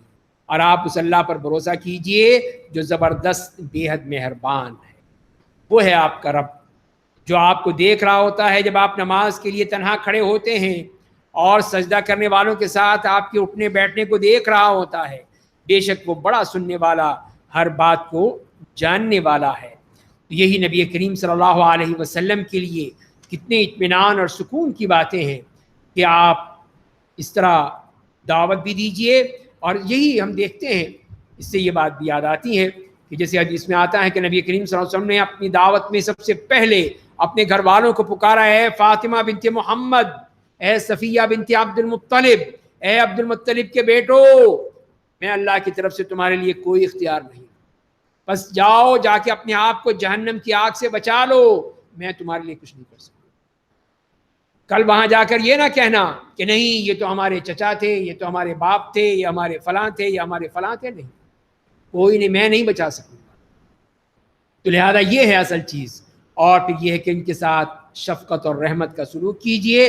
اور پھر نبی کریم صلی اللہ علیہ وسلم کی بھی کیفیت بتا دی کہ اللہ ہر حال میں آپ کو دیکھ رہا ہے. رات کے وقت جب اٹھتے ہیں، نماز جب پڑھاتے ہیں، قیام، رکوع، سجود، سب اللہ کی نگاہ کرم آپ پر، وہ آپ کو پوری طرح ہے. کتنی تسلی ہے، کتنی آپ کو اطمینان ہوتا ہوگا کہ میرا اللہ مجھے دیکھ رہا ہے. هل انبئکم علی من تنزل الشیاطین، کیا میں تمہیں بتاؤں کہ یہ شیاطین کس پر اترتے ہیں؟ وہ ہر بڑے جھوٹے اور بڑے بدکار پر اترتے ہیں. وہ فرشتوں کی باتیں سننے کے لیے کان لگاتے ہیں لیکن ان میں سے اکثر جھوٹے ہیں.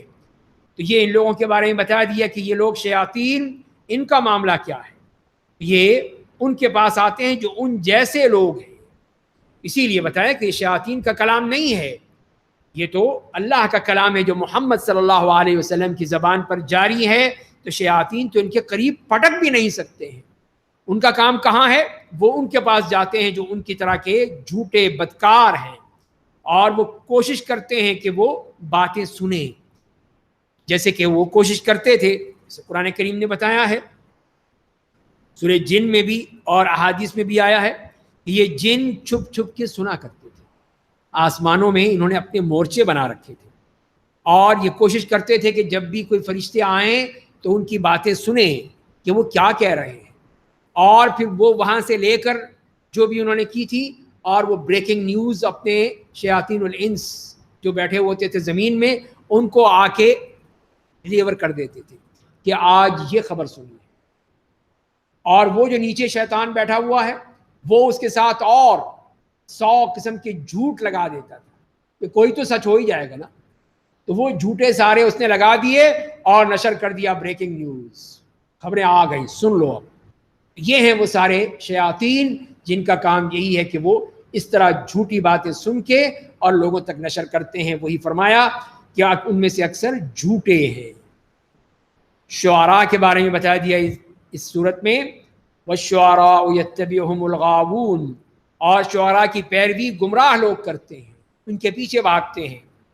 کیا آپ دیکھتے نہیں کہ وہ ہر وادی میں بھٹکتے پھرتے ہیں؟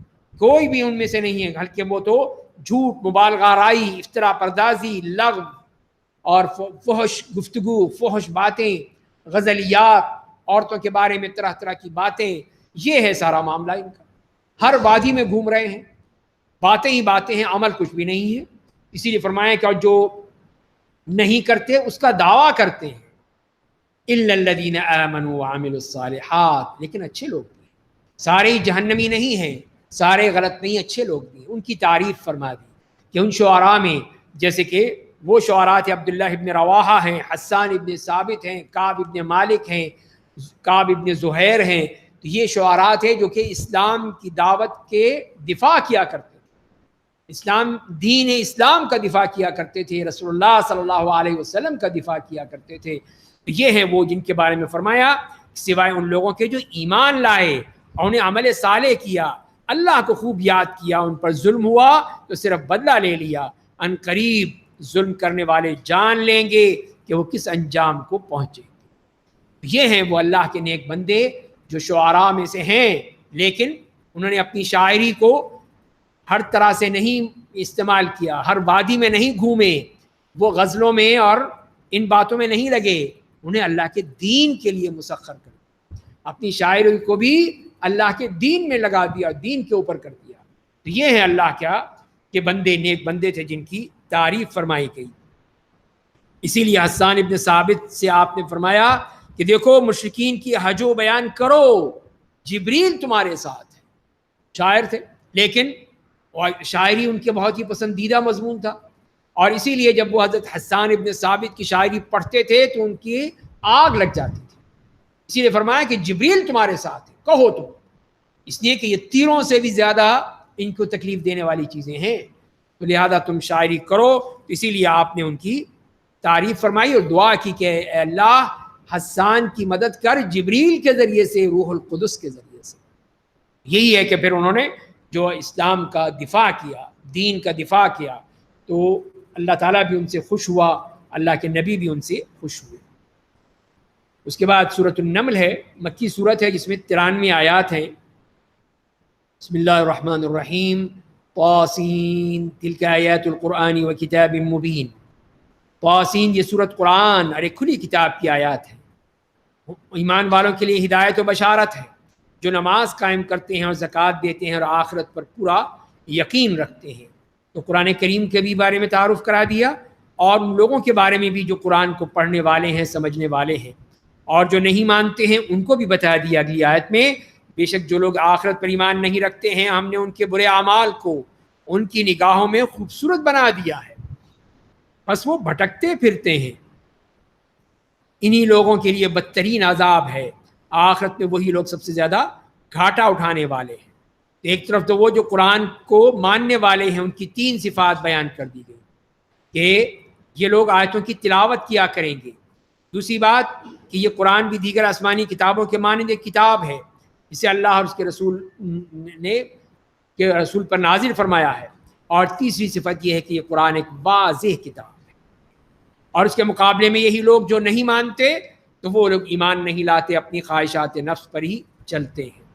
وَإِنَّكَ لَتُلَقَّى الْقُرْآنَ مِن لَّدُنْ حَكِيمٍ عَلِيمٍ، اور آپ کو قرآن اس ذات برحق کی طرف سے دیا جاتا ہے جو بڑی حکمت والا ہے اور ہر بات کو جاننے والا ہے۔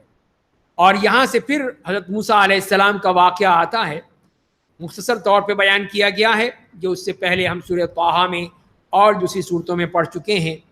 تو فرمایا کہ اذ قال موسیٰ لأہلہ انی آنست نارا، جب موسیٰ نے اپنے گھر والوں سے کہا کہ میں نے ایک آگ دیکھی ہے، وہاں سے یا تو میں کوئی خبر لے کر آتا ہوں جو تمہارے لیے سلگتا ہوا انگارہ تاکہ تم اسے تاپ سکو۔ تو حضرت موسیٰ علیہ السلام جب وہاں سے مدین سے نکلے تھے اپنے بیوی بچوں کو لے کر، اور وہاں پہ اتنے عرصے رہے تھے، 10 سال رہ کر اب راستے میں سردی کا زمانہ، راستہ بھول گئے، تو اب یہی ہے کہ میں اس جگہ جاتا ہوں، وہاں کوئی ہوگا اس آگ کے پاس، تو وہاں میں جا کر کوئی خبر معلوم کرتا ہوں کہ کہاں جانا ہے، کون سا راستہ ہے، اور دوسری بات کہ میں کچھ آگ کا انگارہ مل جائے تاکہ تم لوگ آگ تاپ سکو۔ تو یہ ان کا اصل مقصد تھا۔ اور جب وہاں پہنچتے ہیں تو وہاں تو ماجرا ہی کچھ اور ہے۔ جب موسیٰ وہاں پہنچے تو آواز آئی کہ بابرکت ہے وہ ذات جو آگ میں ہے، جو اس کے ارد گرد ہے، اور پاک ہے، بے عیب ہے وہ اللہ جو رب العالمین ہے۔ تو وہاں تو نبوت کا سامان ہو رہا تھا، نبوت کا انتظار ہو رہا تھا کہ نبوت ملنے والی ہے، وہاں تو اللہ ان سے ہم کلام ہے۔ اے موسیٰ میں ہی اللہ ہوں، زبردست بڑی حکمت والا ہے، آپ اپنی لاٹھی زمین پر ڈال دیجئے۔ بس جب انہوں نے سے ہلتے دیکھا جیسے کوئی سانپ ہو تو پیٹ پھیر کر بھاگ پڑے اور پیچھے مڑ کر بھی نہیں دیکھا۔ اللہ تعالیٰ نے فرمایا کہ موسیٰ آپ ڈریے نہیں، میرے پاس رسول ڈرا نہیں کرتے ہیں، یہ کیا ہو گیا، آپ بھاگ کیوں پڑے؟ تو لاٹھی آپ ہی کی تو ہے، بس آپ آئیے پکڑیے اس کو، پھر وہی کہ وہی آ جائے گی۔ اس لیے اس میں ڈرنے کی کیا بات ہے، میرے رسول ڈرتے تو نہیں ہیں۔ تو یہ اللہ تعالیٰ نے پھر ان کو یہ معجزہ بھی عطا فرما دیا کہ وہ لاٹھی ان کو دے دی گئی، اور وہ بھی جو کہ معجزاتی طور پر سانپ بن جاتی تھی۔ اور فرمایا کہ اللہ یہ کسی نے ظلم کیا ہے پھر برائی کے بعد تائب ہو کر اچھا کام کیا تو میں بے شک بڑا معاف کرنے والا نہایت مہربان ہوں۔ دوسرا معجزہ بھی بتا دیا، وَأَدْخِلْ يَدَكَ فِي جَيْبِكَ تَخْرُجْ بَيْضَاءَ مِنْ غَيْرِ سُوءٍ، اور آپ اپنا ہاتھ اپنے گریبان میں ڈالیے، وہ بغیر کسی بیماری کے سفید چمکدار نکلے گا۔ یہ 2 نشانیاں ہیں 9 نشانیوں میں سے۔ جتنا وہ متکبر تھا، سرکش تھا، اتنی ہی نشانیاں، اتنے ہی معجزات، لیکن ماننے والا نہیں تھا، جنہیں لے کر آپ کا فرعون اور اس کی قوم کے پاس جانا ہے، اس لیے کہ لوگ سرکش و نافرمان ہو چکے ہیں۔ بس جب ان کے پاس ہماری کھلی نشانیاں پہنچ گئیں تو انہوں نے کہا یہ تو کھلا ہوا جادو ہے، تو سب جادو لے کر آئے ہیں۔ تو لہذا یہ زمانہ ہی ان کا یہی تھا کہ جادو اور اس قسم کی جتنی چیزیں تھیں عروج پر تھیں، اسی لیے اللہ نے بھی ان کو ایسے ہی معجزات دیے جو ان کو جادو نظر آئے، حالانکہ ان کا توڑ تھا وہ۔ وَجَحَدُوا بِهَا وَاسْتَيْقَنَتْهَا أَنفُسُهُمْ ظُلْمًا وَعُلُوًّا، اور ان نشانیوں کا انہوں نے ظلم و سرکشی کی وجہ سے انکار کر دیا، حالانکہ ان کا باطن ان کی صداقت کا یقین کر چکا تھا۔ تو آپ دیکھ لیجئے کہ زمین میں فساد پھیلانے والوں کا انجام کیا ہوا، حالانکہ وہ مان چکے تھے، سمجھتے تھے، لیکن حق قبول کرنا اور حق کا اعلان کرنا 2 مختلف باتیں ہیں۔ تو مان تو لیا لیکن اتنی ان میں طاقت نہیں تھی کہ اعلان کرتے کہ ہاں ہم مانتے ہیں، تو لہذا اسی لیے پھر وہ تباہ و برباد کیا گیا۔ اور اس کے بعد اگلی آیات میں حضرت داؤد و سلیمان علیہ السلام کا واقعات بیان کیے گئے ہیں۔ وَلَقَدْ آتَيْنَا دَاوُودَ وَسُلَيْمَانَ عِلْمًا، اور ہم نے داؤد و سلیمان کو علم دیا، اور دونوں نے کہا کہ تمام تعریفیں اس اللہ کے لیے ہیں جس نے ہمیں اپنے بہت سے مومن بندوں پر فضیلت دی ہے۔ اور سلیمان داؤد کے وارث ہوئے، انہوں نے کہا لوگوں ہمیں چڑیوں کی بولی کا علم دیا گیا ہے اور ہمیں ہر چیز دی گئی ہے، بے شک اللہ یہ اللہ کا نمایاں فضل ہے۔ تو اللہ تعالیٰ اس طرح اللہ تعالیٰ نے حضرت سلیمان جو داؤد کے وارث بنے تھے، تو ان کو یہ نعمتیں دی، یہ معجزات دیے، جس میں یہاں پہ بتایا گیا کہ پہلے پرندوں کی آوازیں، پرندوں کی بولیاں وہ جانتے تھے، اس کا علم تھا، ان کو سمجھتے تھے، ان کو جان لیتے تھے کہ وہ کیا کہہ رہے ہیں۔ اور اس کے بعد جو فرمایا کہ وہ حشر علی سلیمان جنودہ من الجن والانس والطیر فهم یوزعون، اور سلیمان کے لیے جنوں، انسانوں اور چڑیوں پر مشتمل بہت سے لشکر جمع کر دیے گئے تھے جو نظم و ضبط کے پابند رکھے جاتے تھے۔ تو یہاں تک کہ ایک بار جب چیونٹیوں کی وادی میں آئے تو ایک چیونٹی نے کہا، اے چیونٹیوں، تم سب اپنے بلوں میں داخل ہو جاؤ، کہیں تمہیں سلیمان اور اس کے لشکر کے افراد غیر شعوری طور پر کچل نہ دیں۔ تو سلیمان اس کی بات پر مسکرا کر کہنے لگے، میرے رب، مجھے توفیق دے کہ تیری ان نعمتوں کا شکر ادا کروں جو تو نے مجھے اور میرے ماں باپ کو دی ہیں، اور ایسا نیک کام کروں جسے تو پسند کرتا ہے، اور مجھے اپنی رحمت سے اپنے نیک بندوں میں شامل کر لے۔ تو یہ حضرت سلیمان علیہ السلام کے ایک سفر کا ذکر فرمایا جا رہا ہے، جب وہ اپنی جنوں، انسانوں، پرندوں پر مشتمل ایک منظم مرتب فوج کے ساتھ جا رہے تھے، تو راستے میں ایسی جگہ سے گزرے جہاں پہ چیونٹیوں کی وادی تھی، چیونٹیاں وہاں رہتی تھی۔ تو چیونٹیوں نے اس لشکر جرار کو دیکھا کہ اتنا بڑا لشکر آ رہا ہے، تو جلدی سے اعلان کیا کہ جلدی جلدی اپنے بلوں میں چلی جاؤ، کہیں ایسا نہ ہو کہ سلیمان اس کا لشکر تمہیں کچل دے، تم سب کو ختم کر دے۔ تو سلیمان علیہ السلام نے سن لیا اور مسکرا دیا، اس پہ مسکرا دیے، فتبسم ضاحکا من قولہا، اس لیے کہ اللہ کی کتنی بڑی نعمت ہے کہ وہ سب کچھ سن رہے ہیں۔ ہم تو نہیں سن سکتے کسی کی بات بھی، لیکن اللہ نے ان کو کتنی بڑی نعمت عطا فرمائی تھی۔ اسی لیے اللہ سے دعا کرنے لگے کہ اے رب، مجھے اس بات کی توفیق دے کہ تم مجھ پر اور میرے ماں باپ پر جن نعمتوں کی تو نے بارش کر دی ہے، تو میں ان کا شکر ادا کروں اور نیک کام کروں جنہیں تو پسند کرتا ہے، اور اپنے رحم و کرم سے مجھے نیک بندوں میں داخل کر دے، شامل کر دے۔ تو یہ دیکھیے کتنا اللہ کا احسان ہے ان پر، اور اس کو خاص طور پہ اپنے ماں باپ کو یاد رکھا۔ یہ ہے کہ آدمی اپنے ماں باپ کو بھول جاتا ہے جب اس کو وہ نعمتیں ملتی ہیں، بڑائی ملتی ہیں، بڑا شان و شوکت ملتی ہے۔ تو یہاں دیکھیے کہ حضرت سلیمان علیہ السلام ان نعمتوں کے شکر کے ساتھ ساتھ اپنے والدین کے لیے بھی دعا کر رہے ہیں۔ وَتَفَقَّدَ الطَّيْرَ فَقَالَ مَا لِيَ لَا أَرَى الْهُدْهُدَ أَمْ كَانَ مِنَ الْغَائِبِينَ، اور پرندوں کا جائزہ لیا تو کہا، کیا بات ہے، میں ہدہد کو نہیں دیکھ رہا، کیا وہ غائب ہے؟ حاضری لی جا رہی ہے۔ یہی تو وہ گورننگ ہے، بہترین گورننگ، بہترین انتظامیہ ہے۔ ایک ایک بندہ پتہ چلے ہے یا نہیں ہے، حاضری ہوئی، معلوم ہوا ہدہد نہیں ہے، فرمایا کہ میں یقیناً اسے بہت سخت سزا دوں گا، یا اسے ذبح کر دوں گا، یا یہ کہ اپنی غیر حاضری کا کوئی واضح عذر پیش کرے۔ بتائے اپنا کیوں غیر حاضر تھے، غائب کیوں تھے، بتانا پڑے گا۔ ابھی تھوڑی دیر ہوئی کہ اس نے آ کر کہا، مجھے وہ خبر معلوم ہوئی ہے جو آپ کو نہیں معلوم، اور شہر سبا کی ایک یقینی خبر لے کر آیا۔ تو وہ کچھ لے کر آیا اور اس کی عذر موجود ہے، یہ عذر ہے میرا، اور میں اس کے ذریعے سے آپ کو بتانے آیا ہوں ایک بات جو آپ کو نہیں معلوم، آپ کو خبر نہیں ہے۔ میں نے ایک عورت کو ان پر حکمرانی کرتے پایا ہے، اسے اللہ کی طرف سے ہر چیز دی گئی ہے، اس کے پاس بڑا تخت شاہی ہے، میں نے اسے اور اس کی قوم کو اللہ کے بجائے آفتاب کو سجدہ کرتے ہوئے پایا ہے۔ یہ ہدہد بھی موحد تھا، کوئی مشرک نہیں تھا۔ تو وہی کہہ رہا ہے کہ اللہ کو چھوڑ کر یہ آفتاب کی عبادت کر رہے ہیں، آفتاب کو، سورج کو کر رہے ہیں۔ شیطان نے ان کے کاموں کو ان کی نگاہوں میں خوبصورت بنا دیا ہے، انہیں راہ حق سے روک دیا ہے، پس وہ لوگ گمراہ ہو گئے۔ شیطان نے ان کو کس طرح ان کی جو جتنے بھی اعمال تھے مزین کر کے ان کو یہ بتا دیا ہے کہ تمہیں تو سورج کی پوجا کرنی ہے۔ تو فرمایا کہ اس لیے وہ اللہ کو سجدہ نہیں کرتے ہیں جو آسمانوں اور زمین میں چھپی چیزوں کو باہر نکالتا ہے، جن تمام باتوں کو جانتا ہے جنہیں تم چھپاتے ہو، انہیں ظاہر کرتے ہو۔ اللہ یسجد للہ الذی یخرج الخبأ فی السماوات والارض ویعلم ما تخفون وما تعلنون اللہ لا الہ الا هو رب العرش العظیم۔ اس لیے اللہ کو سجدہ نہیں کرتے ہو جو آسمان اور زمین میں چھپی ہوئی چیزوں کو باہر نکالتا ہے، اور جن تمام باتوں کو جانتا ہے جنہیں تم چھپاتے ہو، جنہیں ظاہر کرتے ہو۔ اللہ کے سوا کوئی معبود نہیں، وہ عرش عظیم کا رب ہے۔ یہاں سجدہ تلاوت ہے۔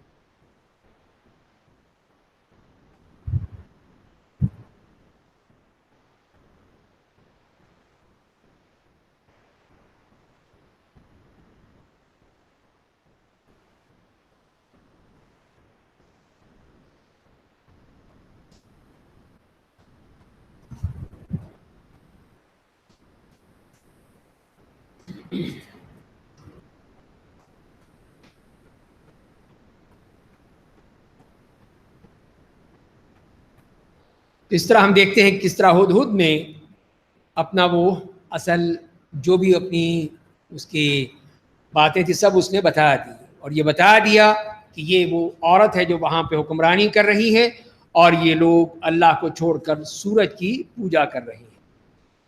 تو اب دیکھیے سلیمان علیہ السلام کیا فرماتے ہیں۔ سلیمان نے کہا ہم دیکھیں گے تم سچے ہو یا جھوٹے، میرا یہ خط لے کر جاؤ ان کے سامنے ڈال دو، پھر ان سے الگ ہو جاؤ اور دیکھو کیا فیصلہ کرتے۔ تو ملکہ سبا نے خط پڑھنے کے بعد کہا اے سرداران قوم، میری طرف ایک اہم خط گیا ہے، وہ سلیمان کی طرف سے ہے، اور وہ اللہ کے نام سے شروع کیا گیا ہے جو نہایت مہربان بے حد رحم کرنے والا ہے۔ اس طرح سے سلیمان علیہ السلام نے حدود کی بات سن لی، لیکن اسے کہا کہ پہلے اس کو ایگزامین کیا جائے گا، چیک کیا جائے گا کہ یہ بات صحیح ہے یا غلط ہے، اس کو ہم چیک کریں گے اور اس کے بعد پھر ہم دیکھیں گے کہ کیا کرنا ہے۔ تو اس کے لیے پھر انہوں نے کہا کہ جاؤ یہ خط لے کر جاؤ، خط لے جاؤ اور وہاں پہ ڈال دو، پھر دیکھو وہ کیا فیصلہ کرتے ہیں۔ تو ملکہ سبا نے پھر یہ اپنے مشورہ کیا، اپنے جو بھی لوگ موجود تھے اس کے دربار میں، کہ اب بتائیں میں کیا کروں، یہ سلیمان کی طرف سے آیا ہے، اللہ کے نام سے ہے، اللہ تعلوا علی واتونی مسلمین، اور اس میں لکھا ہے کہ تم لوگ مجھ سے اونچے مت بنو اور اطاعت گزار بن کر میرے پاس آ جاؤ، میرے پاس لوٹ آؤ۔ تو ملکہ نے کہا اے سرداران قوم، اس معاملے میں مجھے اپنے مشورہ دو، میں کوئی فیصلہ نہیں کروں گی یہاں تک کہ تم میری رائے سے موافقت کرو۔ سرداروں نے کہا کہ ہم لوگ طاقت والے اور زبردست لڑنے والے ہیں، اور فیصلہ آپ کے ہاتھ میں ہے، آپ خود ہی غور فکر کر لیجئے ہمیں کیا حکم دینا چاہے گی۔ اور اس نے کہا بادشاہ جب کسی ملک میں فوج کشی کے ذریعے داخل ہوتے ہیں تو اسے برباد کر دیتے ہیں، وہاں کے باعزت لوگوں کو ذلیل بنا دیتے ہیں، اور یہ لوگ بھی ایسا ہی کریں گے۔ تو وہاں پہ اب وہ بات چیت ہو رہی ہے، آپس میں مشورہ ہو رہا ہے کہ اب کیا کریں۔ سرداروں نے کہا کہ آپ جو فیصلہ آپ کریں، آپ ہماری ملکہ ہیں، آپ سب کچھ آپ کے ہاتھ میں ہے۔ تو اس نے کہا کہ باقی بادشاہ تو ظلم کرتے ہیں، زیادتیاں کرتے ہیں، جس ملک میں بھی داخل ہوتے ہیں وہ عزت والے لوگوں کو ذلیل بنا دیتے ہیں، تو اب ہمیں کچھ کرنا پڑے گا۔ تو اس نے پھر یہ پلان بنایا وَإِنِّي مُرْسِلَةٌ إِلَيْهِمْ بِهَدِيَّةٍ، اور میں ان کے پاس ہدیہ بھیج کر دیکھتی ہوں کہ میرے قاصد کیا جواب لاتے ہیں۔ جب قاصد سلیمان کے پاس پہنچا تو انہوں نے کہا کیا تم لوگ مجھے مال دینا چاہتے ہو؟ اللہ نے جو مجھے دیا ہے وہ اس سے بہتر ہے جو اس نے تمہیں دیا ہے، بلکہ تم خود ہی اپنے ہدیے پر خوش ہوتے ہو۔ یہ اب خط ان کو لکھا گیا اور انہوں نے خط پڑھ لیا، اور اس کے بعد جب وہ یہ کہا کہ اچھا تم مجھے پیسے دیتے ہو، مال دیتے ہو، اس کے ذریعے سے تم مجھے چاہتے ہو کہ میں تمہاری بات سن لوں، تمہاری بات مان لوں، نہیں یہ نہیں ہو سکتا۔ ارجع الیہم فلنأتینہم بجنود لا قبل لہم بہا، تم ان کے پاس لوٹ جاؤ، ہم ان پر ایسی فوجوں کے ذریعے حملہ کریں گے جس کی وہ تاب نہ لا سکیں گے، انہیں وہاں ذلیل و خوار بنا کر نکال دیں۔ حضرت سلیمان علیہ السلام نے اب سوچا کہ کس طرح ان کے اوپر غلبہ پایا جائے۔ تو انہوں نے اپنے اہل دربار سے کہا قال یا ایھا الملأ ایکم یأتینی بعرشھا قبل ان یأتونی مسلمین۔ سلیمان نے کہا اے اہل دربار، تم میں سے کون اس تخت شاہی کو میرے پاس اس سے پہلے لے کر آ سکتا ہے کہ وہ میرے پاس اطاعت گزار بن کر آئیں۔ یہ ہے وہ طاقت کا مظاہرہ کہ میری طاقت ان کو معلوم ہو کہ میں کس طرح ان کے اس تخت کو بھی اٹھا سکتا ہوں، اور میں پہنچنا چاہوں تو پہنچ سکتا ہوں اور ان کو ختم کر سکتا ہوں۔ تو ایک دیو ہیکل جن نے کہا میں آپ کے پاس اسے اس سے پہلے لے آؤں گا جب آپ اپنی مجلس برخاست کریں گے، آپ کے اٹھنے سے پہلے میں لے آؤں گا۔ کوئی دور نہیں ہے، لیکن ان کے لیے دور نہیں تھا، لیکن وہ تو ایک طرف یمن اور ایک طرف شام، اتنا لمبا فاصلہ۔ قال الذي عنده علم من الكتاب انا آتيك به، اور اس کے بعد دوسری نے کہا، اس آدمی نے کہا جس کے پاس اللہ کی کتاب کا علم تھا، کہ میں اسے آپ کے پاس آپ کی پلک جھپکنے سے پہلے لے کر آ سکتا ہوں، میرے لیے کوئی مشکل نہیں ہے، بس یوں اٹھایا اور یوں رکھ دیا بس۔ یہ اللہ کی طاقت دیکھیے، اللہ نے کیسی طاقت دی تھی، اللہ کی قدرت۔ اور جب سلیمان نے اس تخت شاہی کو اپنے پاس سامنے رکھا، دیکھا تو کہا یہ میرے رب کا فضل ہے، تاکہ وہ مجھے آزما کر دیکھے کہ میں اس کا شکر ادا کرتا ہوں یا ناشکری کرتا ہوں. اور جو آدمی شکر ادا کرتا ہے وہ در حقیقت اپنے لیے شکر ادا کرتا ہے، اور جو ناشکری کرتا ہے تو جان لینا چاہیے کہ میرا رب بے نیاز کرم والا ہے. تو اب یہاں پر جو ہم دیکھتے ہیں کہ اس آیت میں کہ اللہ تعالیٰ نے جو بیان کیا ایک وہ جن کا تھا کہ جس نے اپنی پوری طاقت کا مظاہرہ کرتے ہوئے کہا کہ میں آپ کے یہاں سے اٹھنے سے پہلے لے آؤں، یہ کہا. اور دوسرا جو کہا جاتا ہے جو بعض مفسرین نے جیسے لکھا ہے کہ آصف ابن برخیہ تھا، بنی اسرائیل میں سے سلیمان علیہ السلام کا وزیر تھا، اور جسے اللہ کا وہ اسم اعظم معلوم تھا کہ جس سے جو دعا مانگی جائے وہ قبول ہوتی ہے. اس نے کہا میں آپ کے پلک جھپکنے سے پہلے میں لے آؤں گا، قبل ان یرتد الیک طرفک، یہ میرے پاس یہ طاقت ہے. تو بعض مفسرین کا خیال ہے کہ یہ خود سلیمان علیہ السلام تھے، خود سلیمان علیہ السلام خود یہی تھے کہ جن کے پاس اللہ کے پاس یہ کا علم تھا، علم من الکتاب، تو وہ انہوں نے اس کو اٹھایا اور سامنے رکھ لیا. تو بہرحال بعض مفسرین نے پہلی رائے کو لیا ہے کہ وہ وزیر تھا جس کے پاس یہ علم موجود تھا اور اس نے اس علم کے ذریعے سے یہ کام کر ڈالا. تو حضرت سلیمان علیہ السلام یہاں پہ بھی فوراً اللہ کا شکر ادا کرتے کہ اللہ نے ان کو کتنی بڑی یہ طاقت دی ہے، کتنی بڑی اللہ کی قدرت ہے کہ وہ اس طرح یہ کام کر سکتے ہیں. اس پہ اللہ تعالیٰ کا شکر ادا کر رہے ہیں. اور اتنی دیر میں پھر وہ بھی آ گئی، بلقیس بھی آ گئی. تو اس کے بارے میں اب یہ یہاں پہ ذکر فرمایا گیا، قال نکروا لها عرشها ننظر تهتدي ام تكون من الذين لا يهتدون. تو ظاہر ہے کہ وہ تو حضرت سلیمان علیہ السلام جنوں کے ذریعے سے خبر لے رہے تھے کہ وہ جب آ رہی ہے ان کی طرف تو کب تک وہ کس طرح آئے گی. اور جب فلسطین کے قریب پہنچ گئی تھی اس سے پہلے اس کا تخت بلا لیا وہاں سے کہ تاکہ اس کو دیکھے تو پتہ چلے کہ یہ کیا ہے. تو انہوں نے اپنے لوگوں سے کہا کہ تم ملکہ کے تخت کی ظاہری شکل بدل دو، تھوڑی بہت جو ہے وہ اس کو ٹھوک پیٹ کے اس کو اس طرح بدل دو کہ وہ پہچان نہ پائے. ہم دیکھنا چاہتے ہیں کہ وہ اسے پہچانتی ہے یا ان لوگوں میں سے ہے جو اتنی سمجھ نہیں رکھتے. اس کی عقل کا امتحان تھا کہ کیا کتنے پانی میں ہے، بات کو سمجھتی ہے یا نہیں سمجھتی ہے. بس جب وہ آئی تو اس سے پوچھا گیا کیا تمہارا تخت ایسا ہی ہے؟ اس نے کہا کہ ہو بہو وہی ہے، ہم تو پہلے ہی آپ کی برتری کا علم ہو چکا تھا اور آپ کے تابع فرمان ہو چکا. یہاں وہ ذہین ثابت ہوئی اور اس نے اقرار کیا کہ نہیں تو وہی ہے. ذرا سی جو تبدیلی کی بھی تھی اس کے باوجود اس نے پہچان لیا کہ یہ وہی تخت ہے جو کہ اس کا تھا وہاں سے لایا گیا ہے. لیکن اس کی ایک اور امتحان اور بھی ہے. اس کے بعد جو فرمائیں کہ وَصَدَّهَا مَا كَانَتْ تَعْبُدُ مِن دُونِ اللَّهِ، اور اسے ایمان لانے سے اب تک اس بات نے روک رکھا تھا کہ وہ اللہ کے سوا غیروں کی عبادت کرتی تھی اور وہ بے شک کافروں میں سے تھی. اب یہ دوسرا امتحان، اس سے کہا گیا کہ محل کے اندر چلو. بس جب اس نے دیکھا کہ اسے گہرا پانی سمجھا اور اپنے دونوں پنڈلیاں کھول دیں. سلیمان نے کہا یہ شیشے کا بنا ہوا ایک محل ہے جسے خوب چمکایا گیا ہے. ملکہ نے کہا میرے رب میں نے اپنے آپ پر ظلم کیا ہے اور اب میں سلیمان کے ساتھ اللہ رب العالمین کی خاطر اسلام کا اعلان کرتا ہوں.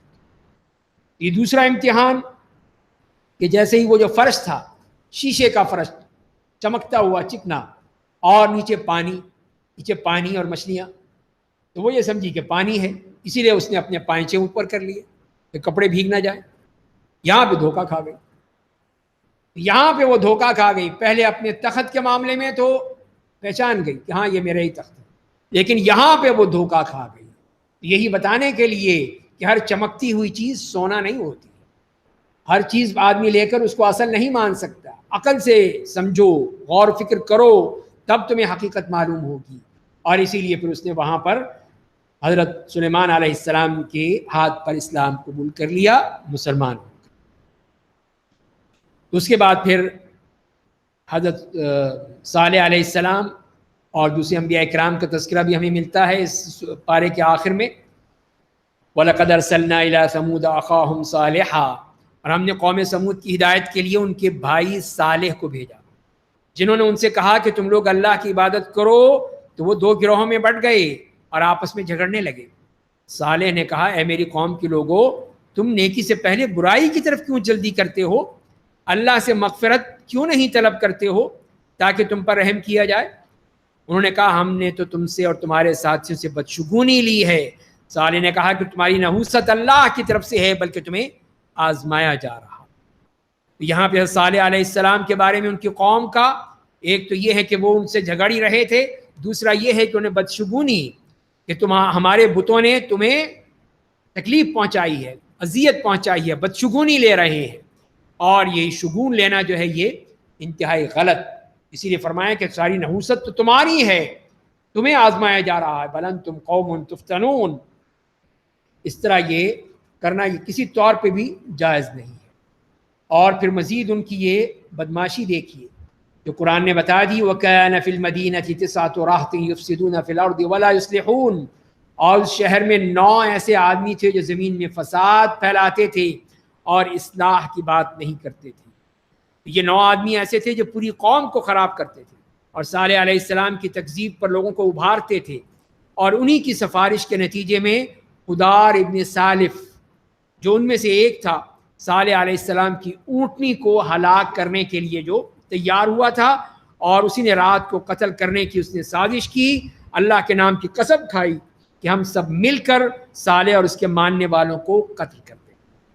یہ ان کا پلان تھا، اور ان کے رشتہ داروں سے کہہ دیں گے کہ ان کے قتل جانے کی ہمیں کوئی خبر ہی نہیں، ہمیں کیا پتا کون تھا، کس نے مارا، ہم کیا جانیں، اور ہم نے اپنی بات میں سچے ہیں۔ تو یہ انہوں نے چال چلی تھی ان لوگوں نے، یہی کہا انہوں نے آپس میں بات کی کہ تم لوگ اللہ کی قسم کھا کر عہد کرو کہ ہم سب مل کر اسے اور اس کے گھر والوں کو رات کے وقت قتل کر دیں گے، پھر اس کے وارث سے کہہ دیں گے کہ اس کے گھر والوں کو ہلاک کرنے میں ہم شریک نہیں تھے، ہم تو بالکل سچے لوگ ہیں۔ صاف انکار کہ ہم نے تو نہیں مارا، ہم نے تو نہیں قتل کیا، اور انہیں ایک چال چلی، ہم نے بھی ایک تدبیر کی اور انہیں اس کا احساس نہیں ہونے دیا۔ ظاہر ہے کہ اللہ تعالیٰ کی چال اور اللہ کا کام اس کو کوئی نہیں جان سکتا، تو اللہ نے اپنی اس جو ان کے اوپر عذاب تھا وہ بھیج دیا۔ تو آپ دیکھ لیجئے کہ ان کی سازش کا کیا انجام ہوا، ہم نے انہیں اور ان کی پوری قوم کو تباہ و برباد کر دیا۔ اس طرح یہ قوم سمود پوری طرح تباہ ہو گئی، برباد ہو گئی۔ اب ان کے وہ گھر ان کے ظلم کی وجہ سے ویران پڑے ہیں۔ بے شک اس واقعے میں ایک نشانی ہے جو ان کے لیے جو علم رکھتے ہیں، اور ہم نے ایمان والوں کو بچا لیا اور وہ لوگ میرے عذاب سے ڈرتے تھے۔ یہ ہیں اللہ کے نیک بندے جن کو بچا لیا گیا، اس لیے کہ وہ اللہ سے خوف رکھتے تھے، ڈر رکھتے تھے، تقوی رکھتے تھے، ایمان پہ تھے، اور یہ سرکش اور کافر ان سب کو ختم کر دیا۔ اس کے بعد جو اگلا واقعہ بیان کیا گیا ہے وہ حضرت لوط علیہ السلام اور صدوم اور عموریہ رہنے والی قوموں کے بارے میں ہے، جس کا ذکر ہم پہلے بھی پڑھ چکے ہیں مختلف صورتوں میں، یہاں پر بھی بتایا گیا۔ وَلُوطًا إِذْ قَالَ لِقَوْمِهِ أَتَأْتُونَ الْفَاحِشَةَ وَأَنْتُمْ تُبْصِرُونَ، اور ہم نے لوط کو مبعوث کیا جنہوں نے اپنی قوم سے کہا کہ تم لوگ جان بوجھ کر بدکاری کرتے ہو، کیا تم لوگ شہوت پوری کرنے کے لیے عورتوں کے بجائے مردوں کے پاس جاتے ہو؟ حقیقت یہ ہے کہ تم لوگ جہالت میں ڈوبے ہوئے۔ تو یہ وہ قوم جو اپنی اخلاقی گراوٹ کی انتہا کو پہنچ چکی تھی اور آپس میں بدکاری کرتے ہوئے سبھی ایک دوسرے کو دیکھتے رہتے تھے، یعنی انتہائی اپنی گراوٹ میں انتہا تک پہنچ چکے۔ فما كان جواب قومه الا ان قالوا اخرجوا آل لوط من قريتكم، ان کی قوم کا جواب اس کے سوا کچھ بھی نہ تھا۔ انہوں نے آپس میں مشورہ کیا اور کہا کہ تم لوگ لوط کے گھر والوں کو اپنی بستی سے نکال باہر کرو، اس لیے کہ یہ لوگ بڑے ہی پاک باز بنتے پھرتے ہیں۔ بس ہم نے انہیں اور ان کے گھر والوں کو بچا لیا، سوائے ان کی بیوی کے جس کے لیے ہم نے پیچھے رہنے والوں کے ساتھ رہ جانا مقدر کر دیا تھا۔ اس طرح اللہ کی طرف سے اعلان آ گیا کہ ہم تمہیں بچا لیں گے، لوط اور تمہارے ساتھ جو مومن ہیں، ایمان والے ہیں، وہ ہیں تمہارے اصل گھر والے، لیکن لوط کی بیوی نہیں، وہ وہیں رہے گی، وہ پیچھے رہ جانے والوں میں ہی رہے گی۔ اور پھر ان پر پتھروں کی بارش ہو گئی جو اللہ ان ڈرانے جانے والوں کے حق میں بہت بری تھی۔ تو جیسے کہ سورہ ہود میں بھی ہم پڑھ چکے ہیں کہ اللہ تعالیٰ نے فرشتے کو حکم دیا کہ جس نے ان کی بستی کو پوری طرح اٹھایا اور اٹھا کے آسمان سے زمین پر پٹخ دیا اور ان کے اوپر پھر وہ پتھروں کی بارش کر، اور اس طرح وہ آج تک ان کی نشانی باقی ہے ڈیڈ سی کی صورت میں۔ اسی لیے فرما دیا کہ پھر ہم نے ان کو نشانی بھی بنا دیا، جیسے کہ دوسری آیات میں ہمیں ملتا ہے۔ فرمایا کہ قل الحمدللہ وسلام علی عبادہ الذین اصطفیٰ اللہ خیر عما یشرکون، اے میرے نبی آپ کہہ دیجئے کہ تمام تعریفیں اللہ کے لیے ہیں، اور سلام ہو اس کے بندوں پر جنہیں اس نے اپنی رسالت کے لیے چن لیا۔ کیا اللہ بہتر ہے یا وہ معبودان باطل جنہیں مشرکین اسی کا شریک بناتے ہیں؟ اس طرح اللہ تعالیٰ نے مجرموں کی ہلاکت اور مومنوں کی نجات کے بتانے کے بعد نبی کریم صلی اللہ علیہ وسلم کو حکم دیا کہ وہ اس نعمت پر اللہ کا شکر ادا کریں، اور امت محمدیہ کو بھی یہ تعلیم دی گئی کہ جب بھی انہیں اللہ کی کوئی نعمت ملے تو وہ اپنے رب کا شکر بجا لائیں، جیسے کہ حضرت سلیمان علیہ السلام کے واقعے میں بتا دیا کہ انہوں نے فوراً اللہ کا شکر ادا کیا کہ مجھے کتنی تم نے نعمتیں دی ہیں۔ اس طرح پھر یہ بھی بتا دیا گیا ہے کہ دعوت کے میدان میں جب بھی ہو، جو چیز بھی ہو، وہ اللہ کی حمد و ثنا سے بیان کی جائے اور اس کو پیش کیا جائے، اور اسی کا ہی یہ طریقہ یہاں پر بتایا گیا ہے۔ کل ہم انشاءاللہ 20ویں پارے سے شروع کریں گے۔ اللہ تعالی ہمیں قرآن کو سمجھنے، پڑھنے اور عمل کرنے کی توفیق عطا فرمائے۔ وآخر دعوانا الحمدللہ۔